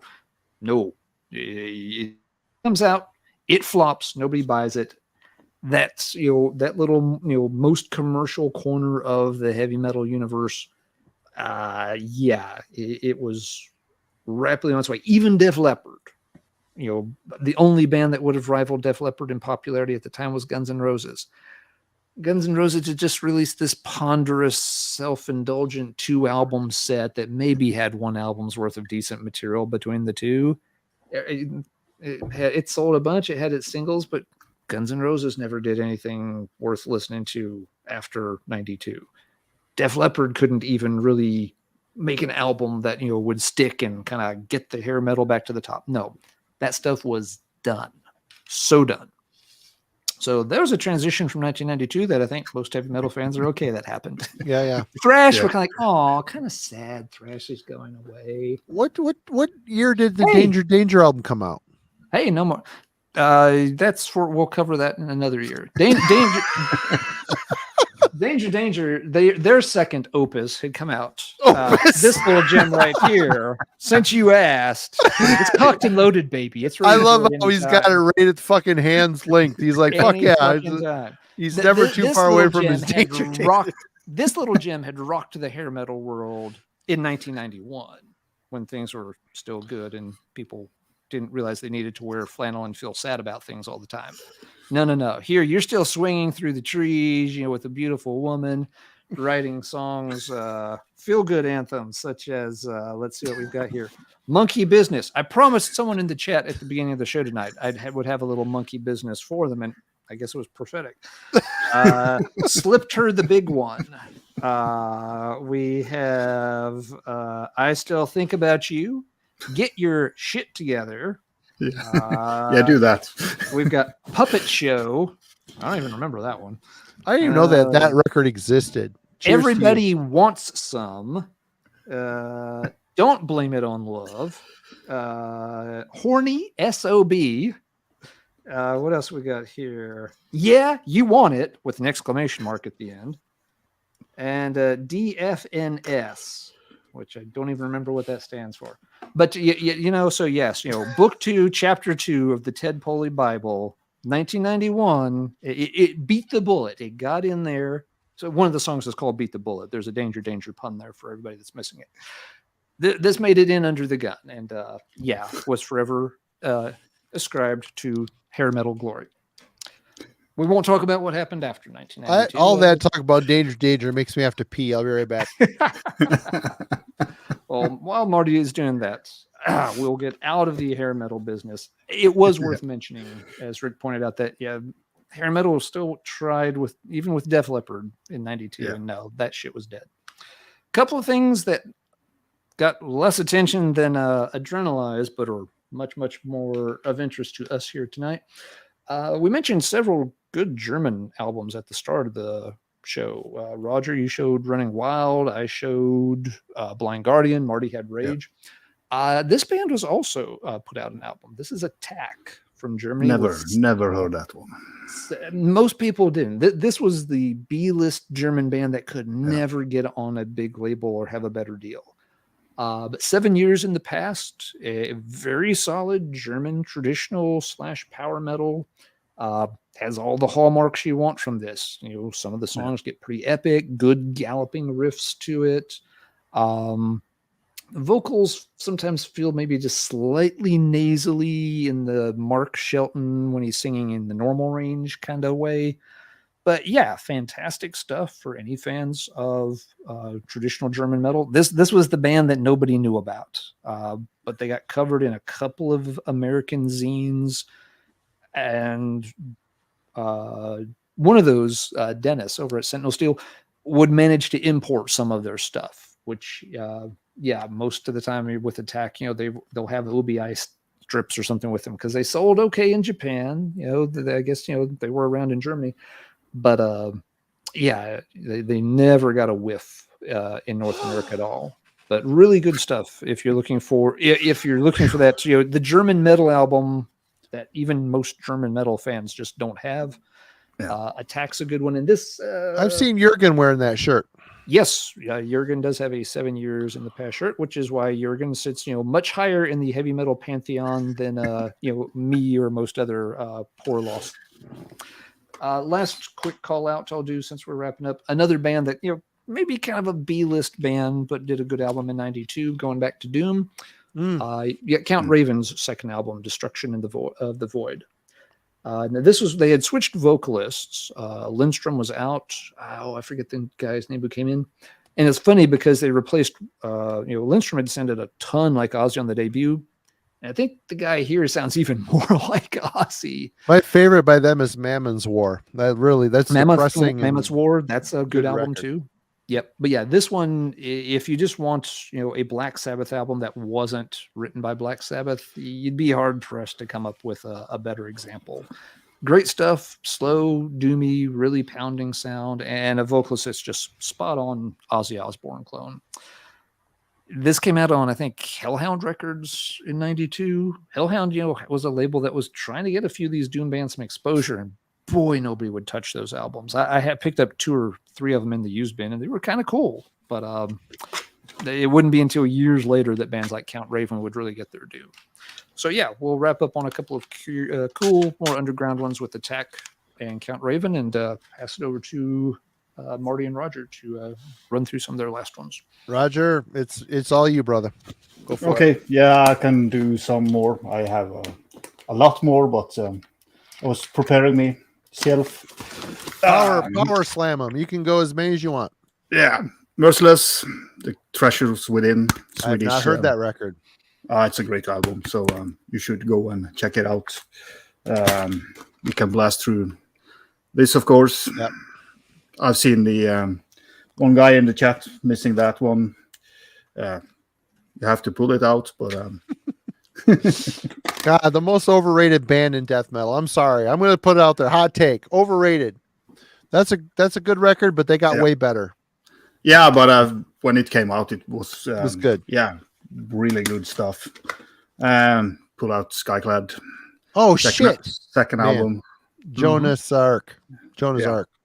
Oh, is that the one from? Okay, I knew they had one in '92, but I couldn't remember which. I forgot to check. Burnt Offering is this one. Oh, Burnt Offering for the Bone Idol. Yeah. That makes sense. I had a hell of a time finding that CD. I finally tracked it down, but it's good. It's been reissued now, so it should be easy to find. Impaler from England, John LDT. Pretty cool album. Had that kind of trademark English sound on the guitar, like Cancer and stuff like that. This one. Oh shit! Into Darkness. The list I look at did not reveal these classics to me, or I would have shown them as well. Yeah. No, I was surprised that this didn't show up, but you're really cool and unique. Crusty Doom. Yeah. Torture, Beyond the Whale, and Underground Release. So, but killer stuff. I can take the rest as well. Cadaver in Pains. Had to have some techie Norwegian stuff. Yep. Before they went crap. Thank God. Yeah. Stone Cold Sober. Really like this album. This was my farewell with Thank God back in the days. I just picked up 2 of them at a record store here in town. I can't remember the names of them, but they're both good. They haven't really put out any shit. I bought several of the later albums now because it's but last one, classic. This is called The Last One on Earth, so kind of wrap it up with that killer stuff. So so that was I could have pulled out more stuff, but I had to stop at some point. Unleashed. I was thinking about it, but folks have been mentioning. I mean, there was a huge year for metal. The chat's been mentioning tons of ones that we either forgot about or just haven't had time to get to. But big year for different styles of metal. Such a classic era too. It really is so much fun. I mean. But also there's a lot of big bands that had releases in 91 and 93. So kind of 92 was, I was looking to the stuff and I was, several albums that I was sure was 92, but they were either 91 or 93. So it was kind of a lot of stuff going on that era. Best comment of the night. I'm with you, butthole. Cheers, Nate. Well, Roger, it was a treat to have you on the show. And again, anytime you want to come on, hook us up, hit us up. let us know, and you're in the loop for sure. And if down the road you ever want to do any of this type of stuff on your channel, I'll say give me a shout. I don't know, Alan's always busy, but you never know, he might be available as well. But yeah. But I mean, if you need somebody to pull out shit, so just give me a mail. It's been great having you, seeing some of your cool stuff. The chat here, I'm sure you've been seeing the comments, or at least I hope so. I haven't seen the chat. I'm going to watch the stream tomorrow with some of my friends. So cool. And we can read. Folks in the chat have been seriously geeking out over the records that you're showing. So absolutely, folks have absolutely loved. I didn't want to see it. I wouldn't see that because then I just got blown up. So we had over 90 people today. So cheers to everybody that hung out with us tonight. It was totally cool. A lot of fun. Roger, you rule. Your channel, everybody go check out Roger Kjørvik. Yes. Did I say that right? It's good enough. I always was Kjørvik, but it's Kjørvik. Go check out his channel. Links in the description. And I do have a few shout outs here. We've had a lot of people in the chat today. We've got Yorpshard the Record Jerk. Go check out his channel. Yeah, if you like punk, Yorpshard, Kevin has got a ton of killer shit. Ninth Circle, awesome channel, good stuff. Dreadful Minutes. Rick just did a Beinrune. I sent him a box of stuff and he talked about it. He just posted it today. Killing for Company. I just did a stream with Kellen this past weekend talking about Sacred Outcries Towers of Gold album with Daniel from Lost Horizon on vocals. This album rules. A Greek band with a Swedish singer. Awesome. I just bought that on your and Kellen's recommendation, and this better not turn out to be another megaton sword debacle. Dude, if you don't like this record, I will buy it from you and give it to somebody that's deserving. Anyway, Cavernous Carnage 213. Go check out his channel. Go check out Cyanide, the band. Scott, it's good to have you on the show. No Solution. I believe you've got a channel. Scott has a really cool channel. Scott has a channel. Yep, Scott's cool. Chris from Depeche Commode. Although Chris, you haven't done shit in a while. What's going on? Pick up the pace a little bit there, brother. He's been on the channel before as well. But Roger, it was great having you on. Don't hang up. We're going to talk for a minute afterwards. Yeah. And Alan, do you have anything to add? No, just again, thanks to everybody for tuning in. It's been a lot of fun. This is a year that, yes, for the three of us, I mean, it's right there in that young adult, late teen years. So there's obviously a lot of nostalgia tied to these different albums. And as we've seen tonight, there was a lot of things going on in a lot of different styles of metal. Some styles were fading out, some big bands were fading out, but a lot of other cool stuff was just kind of getting started, or was seeing its chance to finally break through and get more attention. So really interesting time in heavy metal. Everybody take care, have a good weekend, and let's see, next week show notes, Marty, we've got Simon and Melanie coming on from Explosive Action, and Melanie loves death metal, and we will be talking about some of our favorite albums from 2023 so far. We were going to do this show a little bit earlier, but Melanie's been moving, and we wanted to give her time, of course, to get settled in. So if you're a little bit behind on this year's releases, tune in next Friday night, and we'll be talking about some of the cool stuff that's come out in the past 6 months. And is one of my favorites Angus McSix? Tune in to find out. You don't get to make fun of my body count album anymore. Don't care anymore. Anyway, you bring that giant Angus McSix sword to a fight and body count, just want to bust a cap in your ass and be done with it. Right on. But everybody go check out Roger's channel, please. God damn it. Let's get this guy over 1,000. Are you over 1,000 yet? No, I have stalled on 840 for a while. Let's kick this. I'm very happy with that. Let's kick this Norwegian in the ass. Let's get him over the 1,000 mark, and everybody, let's do it. Don't fart around. Butthole wasabi. That's the butthole thing. Okay, I see it. There you go. Cheers. Anyway, thanks everybody. Yeah, thanks. We'll see you next week. Cheers.